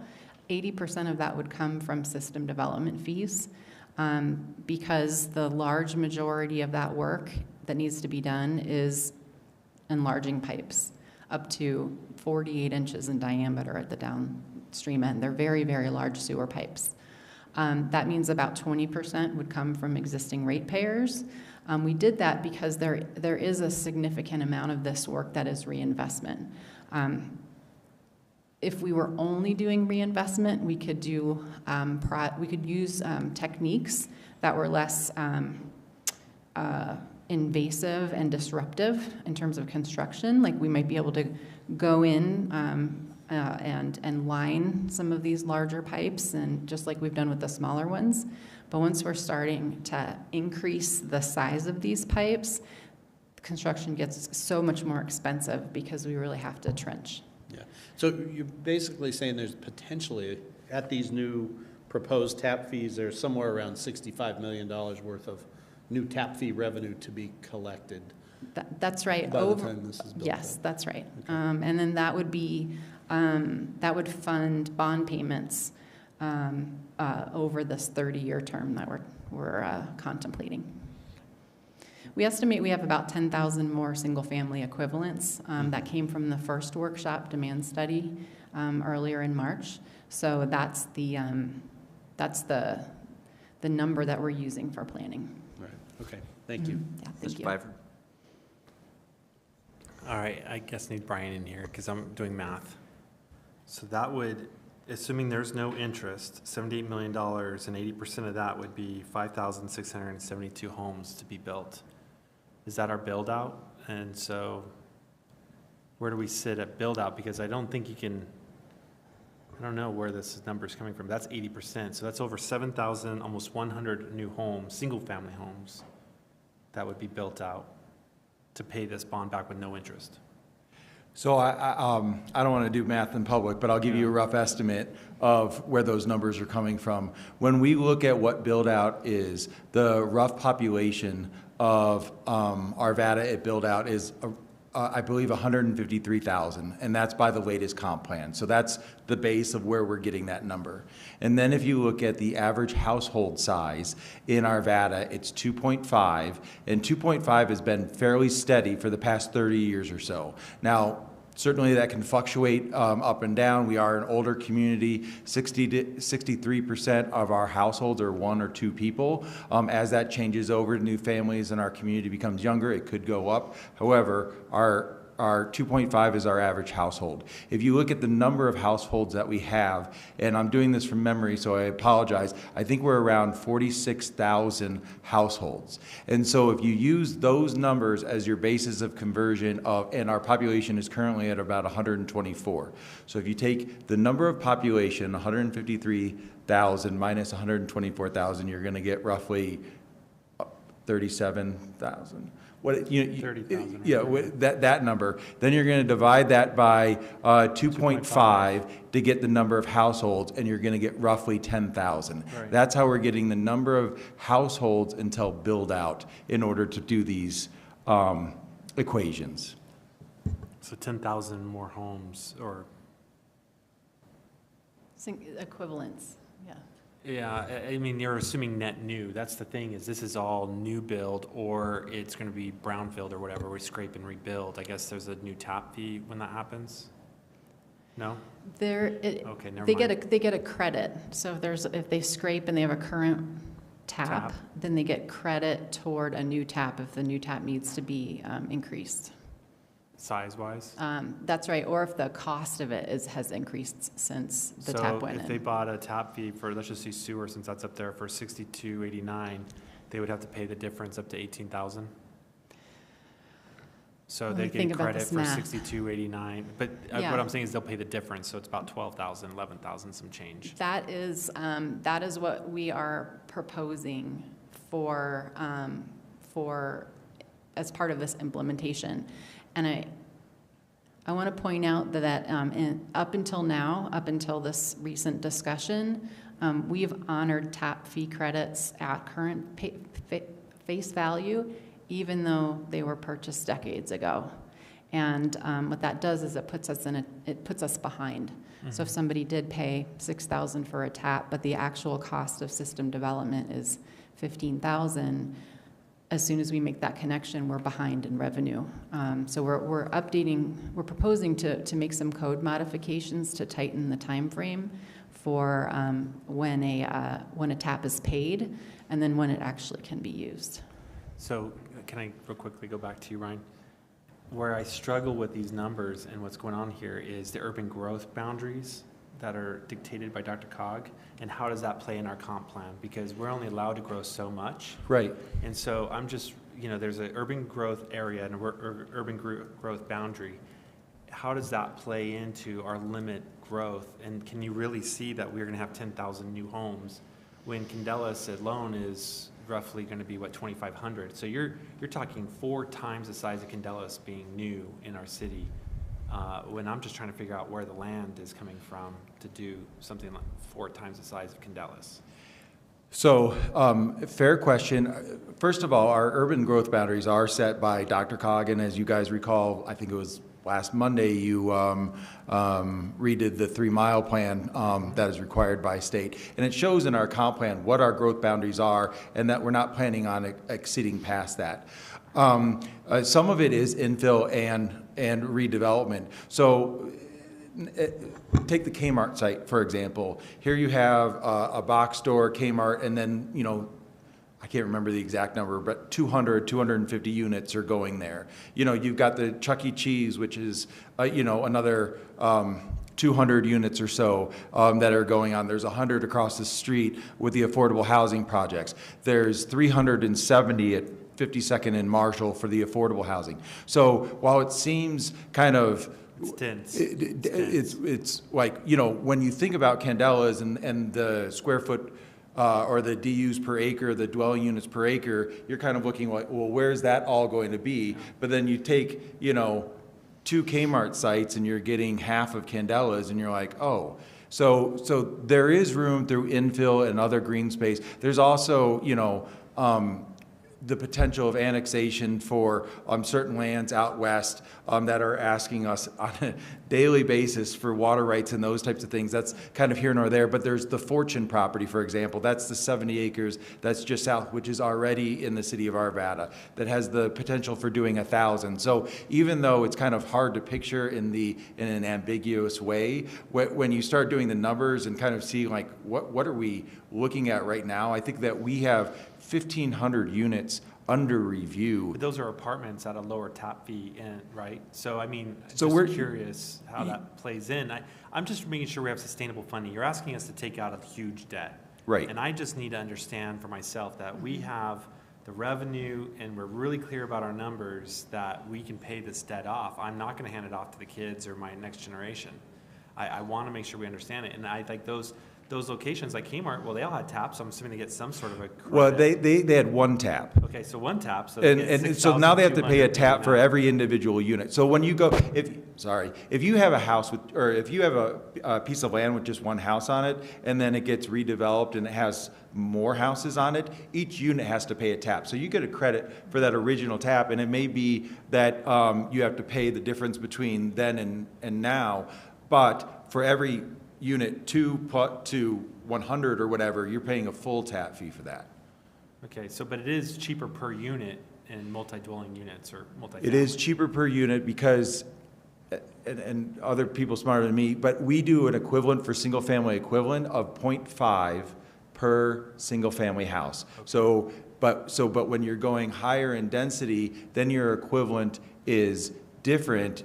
The math is a little bit, whether it's 0.3 or 0.4 per unit, because you're not using as much water because you don't have as much outside landscaping that you're contributing to. So that's one thing. So when we're doing the 10,000 units, we're doing it, and the equivalence is single-family equivalents as part of our math. But one last question, and I'll let the rest of council ask questions, is it's a variation, you use a variation of multi-dwelling units, single family, that's how you came up with the math to calculate this, knowing we're not gonna just sprawl through the western part of Arvada.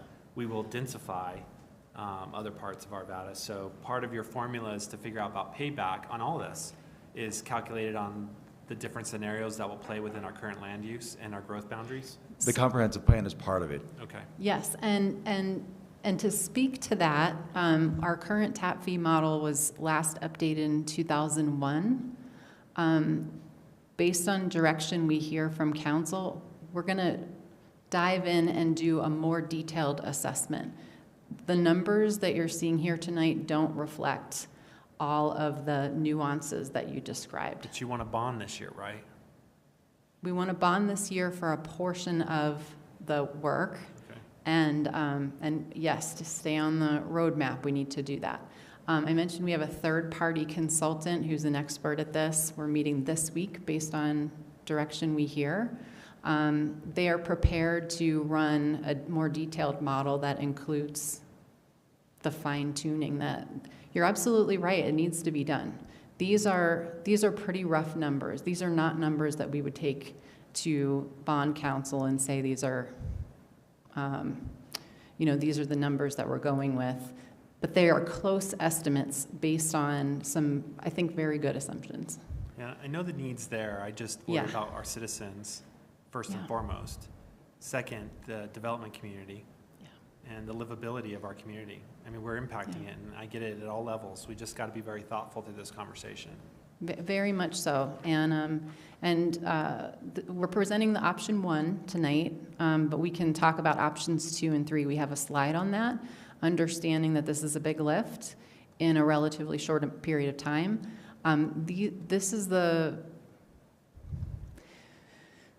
This is the reality of the kind of revenue we need to raise in order to allow plan development to continue at the pace that's desired and also to keep the risks low. What we'd like to do, and I want to talk next about the impacts to rates and fees too, because that's an important piece of this. What I'd like to do is sort of put the idea out there that we'll come back end of July with work done with bond counsel, with our financial advisors, with our third-party consultant. What we didn't want to do is get so far down the road without at least putting some of these ranges out to council. Thank you for the discussion. All right, the next slide, I think, is about rates and fees. Thank you. So you'll recall that we modeled what bond payments would be, and then for water and wastewater, we estimated of that bond payment what would be the appropriate amount to apply to capacity, and then what's the appropriate amount to apply to reinvestment. Understanding that philosophically, the bucket of money that comes from our current ratepayers, including me and all of you, that is the source of money for reinvestment funds. So for the water fund, we estimate that issuing bonds in this first bond series would require revenue increase of 5 to 7% above the 10-year model projections, which, as I mentioned earlier, 7%. So doing the math, the total combined 2023 rate and service fee increase would need to be in the 12 to 14% range in order for us to afford bond payments and then also maintain existing operations, considering Denver Water's increasing our raw water rates. We're working with them closely on that this year, and the cost of inflation. I have a slide on next that I'll show you where that falls in with other communities. Thank you. So this is the water comparison. We don't have the update for the 2022 numbers yet, so all of the light yellow bars are 2021 numbers. We have a model where we estimate a certain amount of water use for a single-family home, and so for 2021, you can see where neighboring communities land. You can also see the green bars of where Arvada was in 2021 and where we currently are in 2022. If we were to move forward with a 12 to 14% rate increase, which I acknowledge is big, like I never wanted to present double digits. This is where the math is showing that we have revenue to raise. We are still very competitive with our neighbors. And again, recall, those are all their 2021 rates. So they will be escalating theirs as well. Mr. Marriott? Let me ask you a couple questions. So, sure. Based on the kind of the projections of new addresses, new growth, it appears to me that the potential new growth can generate somewhere around 200 million in additional tap fees, or whatever we're calling it these days. And then we're talking about bonding 250 million. So these fee increases would have to be just to catch that last 50 million. Does this rate that you're proposing here do that, or is this rate higher because it'll take a while to sell all those next 10,000 tap fees?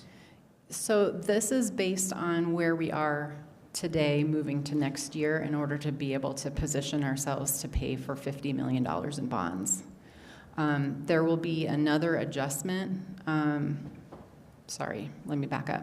There will be continuing annual adjustments that are in this range for the next few years forecast. Now, I want to go back to what we were talking about earlier, which is there's some more fine-tuning to do in our rate model. Again, our rate model was last updated in 2001 structurally, so we're taking a look at that. But to answer your question, I would expect rates like this, rate and fee combinations, to need to increase for the next 5 to 6 years, potentially, in order to cover bond payments. And then I think we can start to level out again. That's literally the water fees doubling in that period of time. So $500 annually becomes $1,000 annually, not $500 annually. I haven't done the math, but there is a big lift if we are going to issue bond payments in over the next 6 years. I guess my question is, it almost seems like, this is kind of a cash flow equation where we've got bond payments starting on money that could be repaid from tap fees, but we haven't sold the tap fees yet. So we have to raise the fees enough to cover those bond payments. But eventually, when we sell all the tap fees, is there a payback, or do the ratepayers get if they shoulder this for some number of years because we haven't sold the tap fees yet, but when we sell the tap fees, do they get a rebate, or? Thank you. How Okay, that clarifies. How do we do that equitably? Let me back up then, because the amount of rate increase that's proposed here is to pay for the portion of the bond payment that is for reinvestment. We do forecast having, I want to say it's 10,000 divided by 30 years of incoming tap fee revenue. That would allow us to make annual payments for the total bond issue. So I don't think we're in the situation that you were describing, which is there's a subsidy. We're attempting to make sure there is not a subsidy. I guess I'd love to see a kind of more detailed, as we go forward in the future, kind of a more detailed calculation of that, because on the wastewater side, when you look at, again, the same kind of rough relative numbers, the tap fees there will generate somewhere around $120 million to pay for $80 million worth of projects. It's just they're not going to provide that $120 million right away, and the projects need to be done right away. But yet the rates have to go up right away to cover the payment, the bond payment. So it seems like there's kind of a front loading of the cost, that the work needs to be done and the costs need to go up right away. But yet the people down the road who maybe 15 years from now or 20 years from now might build a house, they're getting the benefit of what was paid long before them. That is a good point. And what we're trying to do is position ourselves with bond counsel and our financial advisors to be able to issue this debt in an 8-year period. Right. 6-year period. Okay. Yeah. Let me ask you just one more other question for kind of a general. So in touring both the North Trunk Line and the, as we've looked at the water projects and stuff like that, we have some places in the city that's more expensive to provide these services than others. You know, the North Trunk Line is getting lots of new houses added onto it, and it coincidentally needs all these upgrades. Same with, we have a big chunk of our water system out west that has to be pumped too. And that's certainly more expensive than just the gravity feeding that the other 2/3 of the city, or however much of it gets to. Is there any possibility of philosophical discussion to be had about charging different fees, tap fees and or usage, you know, consumption fees, based on rather than how big your house is, but based on where your house is? In other words, the people who are in that pumped part of the water system, should they be paying more than the people who are not? And same with, if you're building something that's going on that North Trunk Line that requires all these upgrades, should your tap fee be higher than someone who's going on a different trunk line that maybe needs far less in work? There are communities that have adopted that type of rate and fee model. Arvada, as you know, philosophically, we've said all customers pay the same. We don't have different classes of customers, even though, to your point, Councilmember Marriott, the customers on the west side, we have significant pumping costs. We don't have a different category of customers. But I will say that looking nationally, that there are utility rate models that are set up that way. So if there's an appetite for that, then that's certainly something that we can explore. Again, it causes other issues, like with the the system development fees. I'm still getting the hang of it. Where you lower someone's price and the other one goes up, we still need to make revenue. So we can absolutely have that philosophical discussion. It just seems like, you know, there's a bunch of people in Lauren's district who, through their monthly water fees, are going to subsidize a bunch of people who live in Candelas, and maybe maybe we should at least talk about that. I think that there's a good conversation around that. I think that it becomes complex when you start to tease out whose neighborhood pays more or less. I think that newer neighborhoods don't need as much reinvestment in the way of line work, for example, pump station work. The older neighborhoods maybe need more reinvestment, but we spread that around across all the customers too. But there's a body of knowledge and expertise in the industry on different types of rate structures and fee structures. Ours is a relatively simple one, but many other communities have gone down the road of making their rates more complex in an attempt to be more equitable. Mm-hmm. Yeah, I guess I'd love to learn more about that, whether it's Sure. a white paper or a discussion or I don't know, there's probably a YouTube video somewhere that's instructional on it or something like that. But if we could have any kind of a shot at Sure. at least being educated on that kind of stuff. I can recommend a 3-day-long class that I've taken. Probably less than that. Yeah, okay. Ms. Simpson. Maybe we could make the YouTube video starring Sharon, Safety Sharon. Actually, I would be interested in learning a little bit more about that, whether it is a white paper or something, just to tease it out a little bit, because I do think Councilmember Marriott makes some interesting points. And then just to his point of with the rate structures over a long period of time collecting money, forgive me, but isn't that kind of the point, to build up the funds so that we, like a piggy bank, so that we don't wind up back in this position in 30 years where we have to issue another bonds for $300 million? We've talked about that in previous workshops even. Yes. You know, do we build an asset maintenance type fund? And I think that is on the table for sure. When we're talking about the immediate roadmap needs, it's in the 6 to 8 year time frame. What we really need for our utility infrastructure is a 50+ year financial plan, right? And so we're starting to contemplate what a 50+ year financial plan looks like, so we don't end up in a situation where we have a deficit or that we're having to raise revenue too fast in the future. Exactly, because we lowered rates, as you noted, in 1994, and we haven't raised them since then.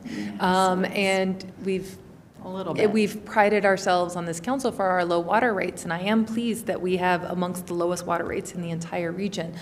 But that's part of why we're in this mess now, isn't it? We've enjoyed low water rates for sure.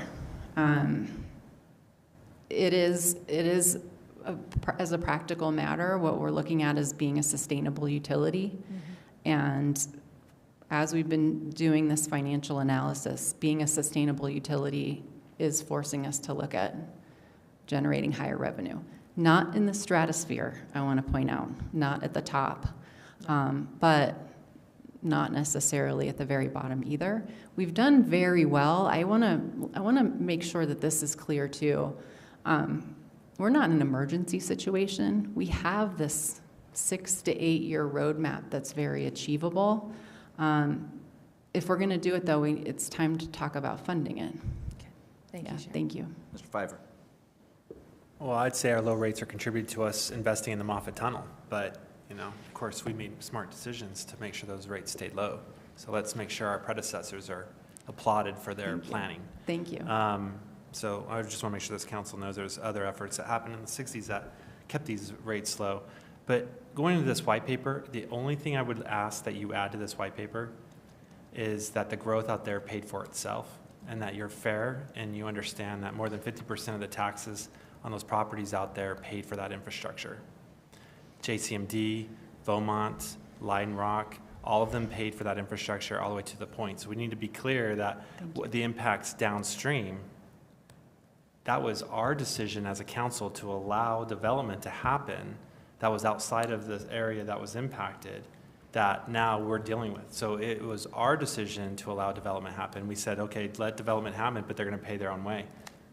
That's why, you know, there's communities out there paying 80 mills just to live out there on top of the, well, now it's 172 to 190 mills that people pay out there.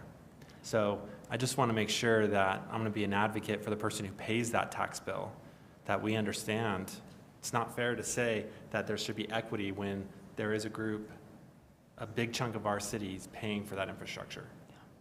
Does that make sense, John? I guess I don't understand that. All that was built, that pump house, all of it was done by metro districts. Right, I understand. That wasn't what my comment was about. My comment was about the rate increase, that it's more costly to deliver water certain places than other places, and that doesn't have anything to do with what happened before. So that just happens. But that's now. Operating expense versus Right. capital expense, in which the capital was bared by the citizens out there for the growth. The operating expense, I think, is minute compared to the rest of the city, when the infrastructure was completely lifted by the citizens that live out there. Well, I think we can look to our team to tell us what the split there difference is. My comment was just in general, based on, you know, the diversity we have in our city from east to west and old to new, and the different ways that our system, particularly our water system, but our wastewater system too. I mean, in our tour, we went into the city's one and only sewage pump station or lift station. Well, not every house in the city is on a lift station, but when you go in there and you see those giant motors and controls, and then obviously it takes personnel to man and deal with that. Some people, it's more expensive for their sewage to be conveyed than others, and so it was just a philosophical question of, you know. Yeah, you can look into it, but we also have to say, we decided to put people out there. We as council zoned that area, allowed developers, signed off on it, which comes with the risks associated to developing. So let's just be clear that where we develop, we take on risks every time we develop. So the two ways this can happen: we can slow down development, stop sprawl, and stop other things. We could just slow this whole thing down. But then I need to look at this team to say, next time you come to me with 1,000 rooftop development, I want to know every impact to every road, street, curb, sidewalk, sewer, water, all holistically throughout the state or throughout the city.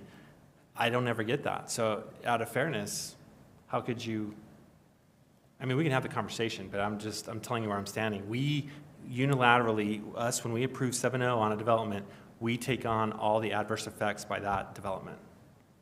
We take it on. So I don't think it's fair to say, well, some people have to pay more because, oh, you live somewhere where that had a pump station. But I didn't know that because the pump station was 3 miles away from my house. I didn't know that my crap went down to a pump station and got moved back up. And now I got to pay more money. Bob, I just think it's a silly work that these folks need to do that I don't think is going to get the results you're looking for. And I just want to be careful with the money that folks have spent out there. We need to respect what they've done. I mean, we've put a lot of money into the infrastructure. Bob, the only place I would challenge you on that is these are our two enterprise funds, which are different than our general fund and our streets and things like that, which are not enterprise funds, which are different. And so it's just, if we're going to have the conversation, I think we should broadly have the conversation on the table about everything. We're talking about, service fee increases. We're talking about tap fee increase, all these things. And if we're going to make big decisions like, $300+ million worth of bonding, and how and where and when and how do we pay that off, it doesn't hurt for us to have a conversation about the total things contained within the enterprises. So. Yeah, and just provide us all the expenses associated at a line item budget would be great. Ms. Smith? I don't have anything to say.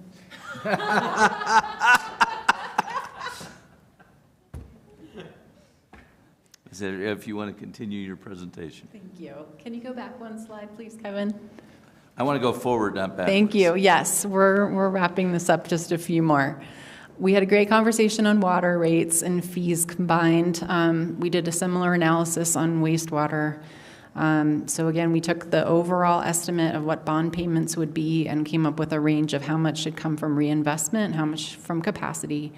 This puts us in a position for a 2023 total combined rate and service fee increase of 7.5% to 8%. In the 10-year model, it's already at 6%. So this gives us a little bit more revenue in order to cover the additional portion of the bond payment that would be for reinvestment. So can you go 2 slides now, please? Okay, so this is the same chart for sewer as I showed you for water. This 7.5% to 8% does put us toward the right side of the chart. Again, this is for 2021 comparisons, though. So everybody else is going to be going up a little bit.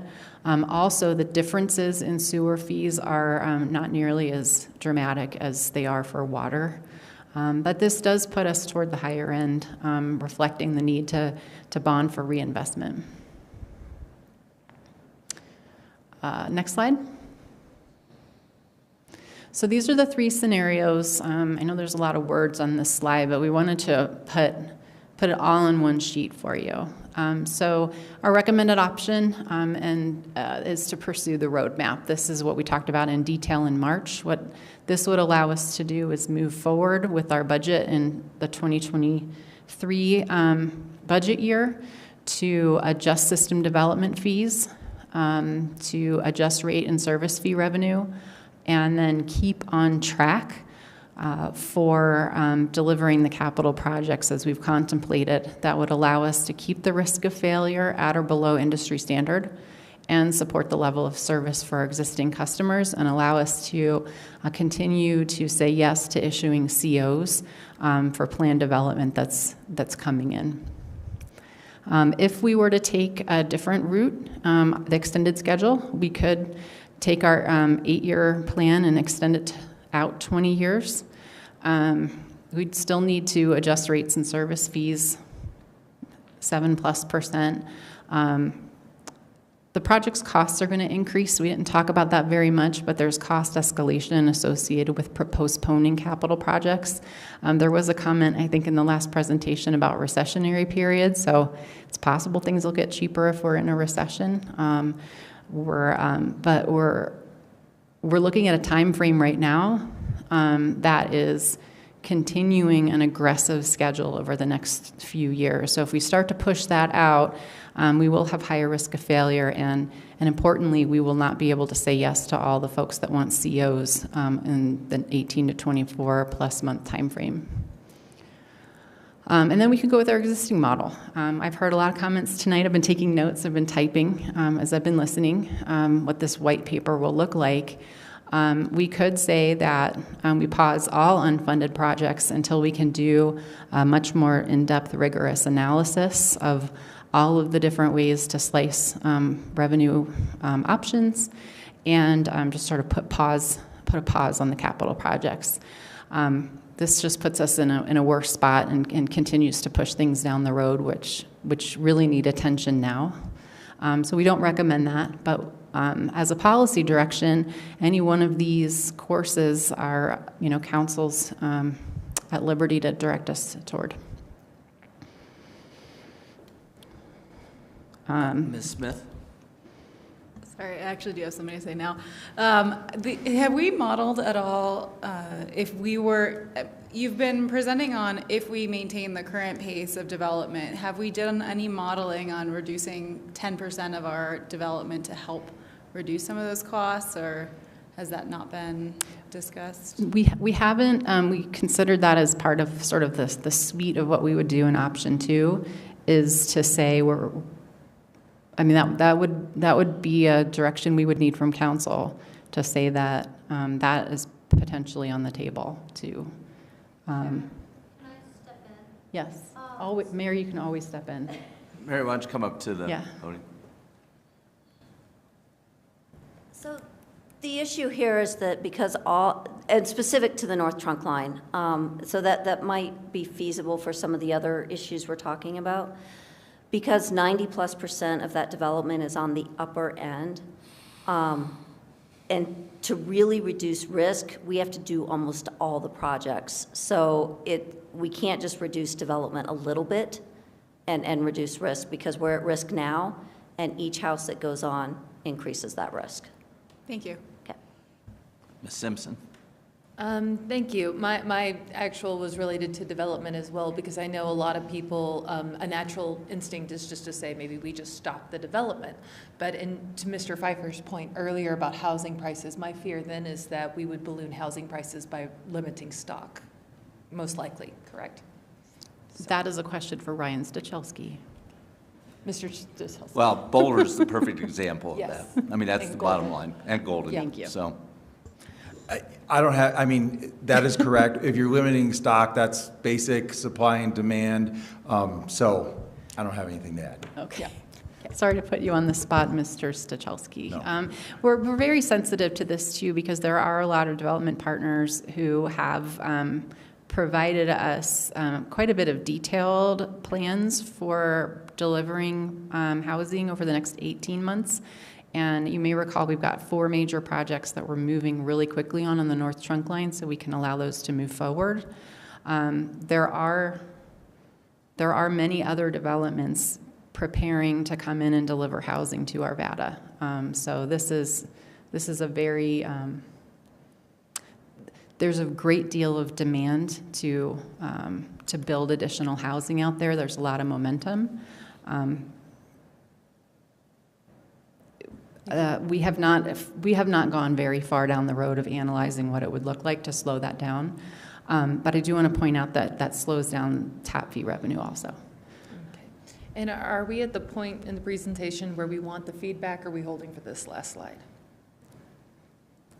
No. We can go to the last slide. There's just one more slide. Yeah. Next slide, please. There it is. Okay. So Yeah, you heard. This is just a recap of. This of is the everything. recap. Yeah. So I don't know that you need to go through it again. Okay. Let's hear where council members are.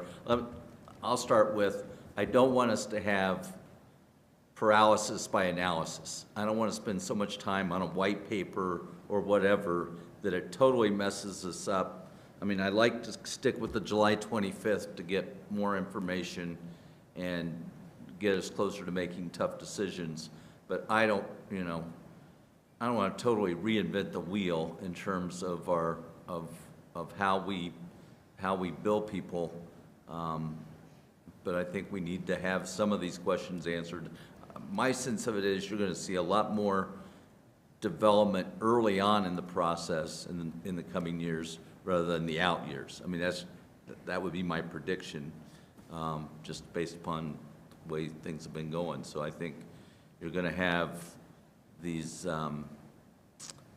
fees generated earlier than later, is my guess, and we'll have our financial gurus look at that and help us figure that out. But so others, what are your thoughts on this? Ms. Simpson? Thank you. I realize that this is hard. We don't like raising fees. We don't like the negative repercussions of it on people's households, especially in times of high inflation. But conversely, infrastructure, as Mr. Marriott likes to point out, is one of our critical duties. To neglect it is dereliction of duty. So I am supportive of option one, the roadmap presented, because this gets us where we need to be, serving current citizens, serving future citizens, and it sets us up in the long term for, as you noted, not just 30 years, which is the bonding timeline, but it sets us up really for 50 or 60 years. And it sets future councils up to be able to make great decisions on behalf of the future residents as well. So thank you for you and the team for all of y'all's hard work. Mary, Jacqueline, everybody, you guys are awesome. Thank you. Mr. Mormon? Thank you, and yeah, thank you for all the work that your team has done. I would definitely agree with what Councilmember Simpson just said. I think, as I've expressed before, on the North Trunk tour, finding quite surprised that my neighborhood was top priority for high-risk area. And so ever since that has left a big impression on me that let's get to this as fast as we can. They were sure to point out your house on the second tour, too. Oh, good. So I'm very sensitive to not only the sewer piece of it, but obviously water is so key to our community, and it's an integral part of what we provide for our residents. And having seen the water treatment facility and that very scary picture you showed tonight of what's holding up some concrete is very worrisome. And so I think that I appreciate, again, all the work you've done to figure out how do we get to address these issues as fast as we can to lower the risk, and to also, as Councilmember Simpson said, really plan the best we can for the future beyond this council and the next council and so forth. So I'm very supportive for us moving forward with option one as well. Just I am sensitive to low income, what this impact is going to be on low income residents, and if there are other options that can be explored in providing assistance. And as we discussed earlier, saying that other programs out there we would like to partner with, I think that is a good start. However, as was said, I think by Councilmember Smith, that their funds aren't always going to be as lush as we may think they are at this point in time either. So I just encourage that we explore as many options as we can to help our lower income residents. So thank you. Mr. Jones, do you have anything you want to contribute on this? Yeah, just a couple of thoughts. Thank you.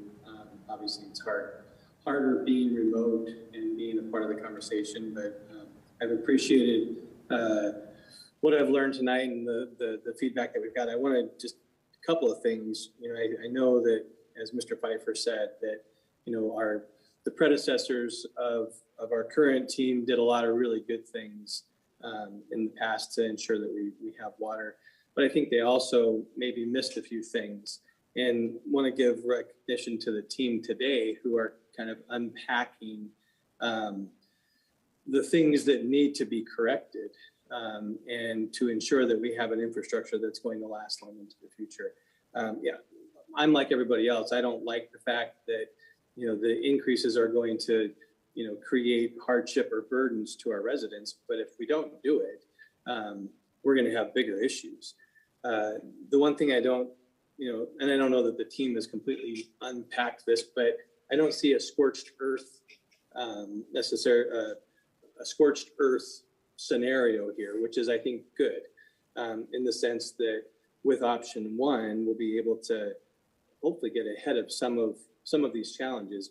My sense is that in 30 years from now, when the council is sitting around looking at the infrastructure, they're probably going to have to do some sort of bond initiative to fix something else. I think, thank goodness we've got the ability to do that, to fix these large ticket items. I will also just point out that inflation right now is at the highest rate it's been since 1981. So I'm guessing that some of the materials that that we need to procure to get some of this stuff done are also going to be at a premium. And I don't know how, or if the team has factored in any kind of inflationary rate to the costs to get these systems up to where they need to be.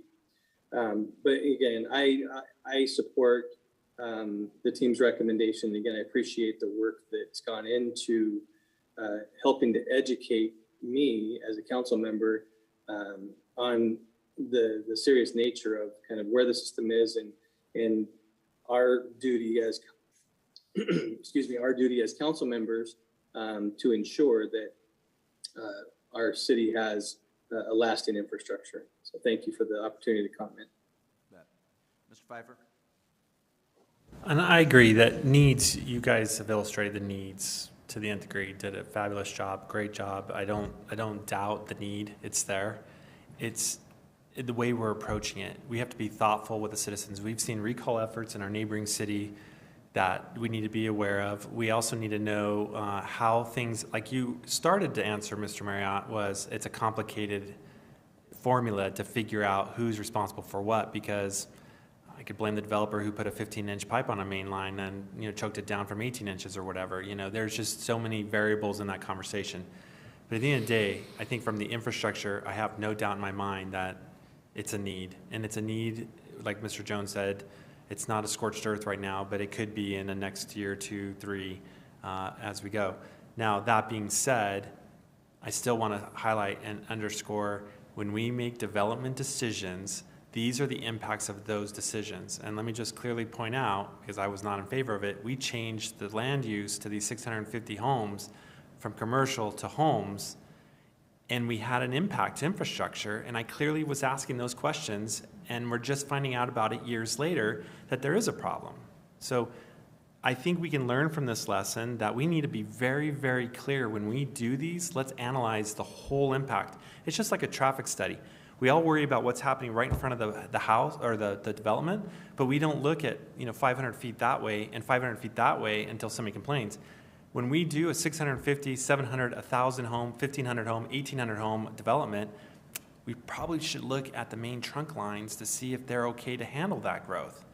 And when council's up here making a decision on the best information at the time, these are the things I expect the team to bring in front of us, because we need to be prepared and thoughtful at that time so that we're not sitting here at last minute saying, oh crap, now I got to run the credit card up to $350 million because we made a decision, now we have to live with it. And half this council wasn't here when this happened. Well, 3 of the 4 were not here when that happened. So, these are the things that I ask the team, please, please, please disclose these issues when they come up, when we make big land use changes. That has to happen. Because then we could have planned 3 years ago on this. And, I mean, a double-digit increase year over year over year, it worries me. I won't be here, but I'll be paying it. My kids will be paying it. So need is there. I can't. You guys are always here. This team is not. And so we need to have you all carry that torch to make sure we're educated on those decisions, right, wrong, or indifferent. For the finance side, can I ask for a favor? I think what would help me, because it's not the need. I know the need's there. It's the finance side I struggle with, these dollars. We don't have visibility all the way down into the line item. I'm making a sarcastic, Allard statement here. But we need to, I don't need to go to that level, but it would be nice if we had a cash flow. What does a 30-year cash flow look like? Because you're asking for compounding year-over-year increases. Revenue's doing this. We kind of can't tell on this. I can't tell what that looks like. You have one-time injections of revenue coming in. Those are your tap fees, right? How does that play out with the expenses? I think it's not a fair ask of us to see what your 30-year cash flow looks like. The second thing, it goes a little bit along with what Councilmember Smith was saying, is could we add a sensitivity to that study? And for that, you ever done a sensitivity round where it's like, you had a 10% increase in revenue and a 10% decrease in cost of delivering? It's a 25% increase, but a 10%, and show what that cash flow looks like if we did hit a recession. That's a great time to do infrastructure. I mean, we were just talking about if we did, major infrastructure during recession. Can we get what that can look like? Because you have 5 bonds issued.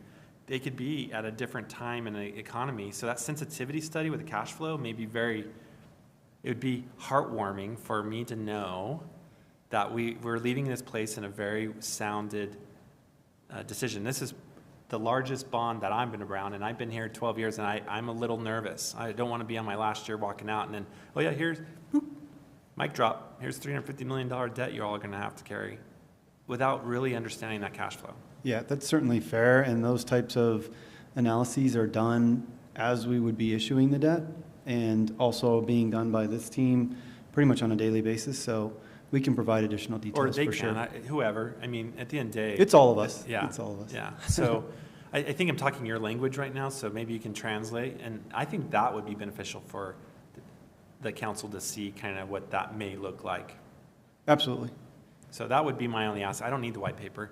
I just would like to see a cash flow on a spreadsheet, big one. You do them really good, so if you can just do another one, would be great. We can do a big spreadsheet. And this is an area where we're building capacity. So I want to mention that we have a new position we've created that's going to help us do exactly what you just described, Councilmember Pfeiffer, and really be dedicated to it. Christine Gray here is our new utilities business manager. I keep looking back at her because I know that the gears are turning in her head on all the great ideas that we can implement along those lines. I'd like to see it too. Mr. Marriott. Thank you. Looking at these things, I guess I look at the two of them differently. I was compelled by the tour we took on the North Trunk Line about the immediacy of the need there, and I think the plan you guys have for the North Trunk Line or for the wastewater fund, it doesn't give me much pause. I think I feel fine about that. I think, some bonding, there's the potential for all the new users on there to actually pay that off, whether the timing works out or not. And I think the service fee or rate increases appear to be, they're high, but stomachable.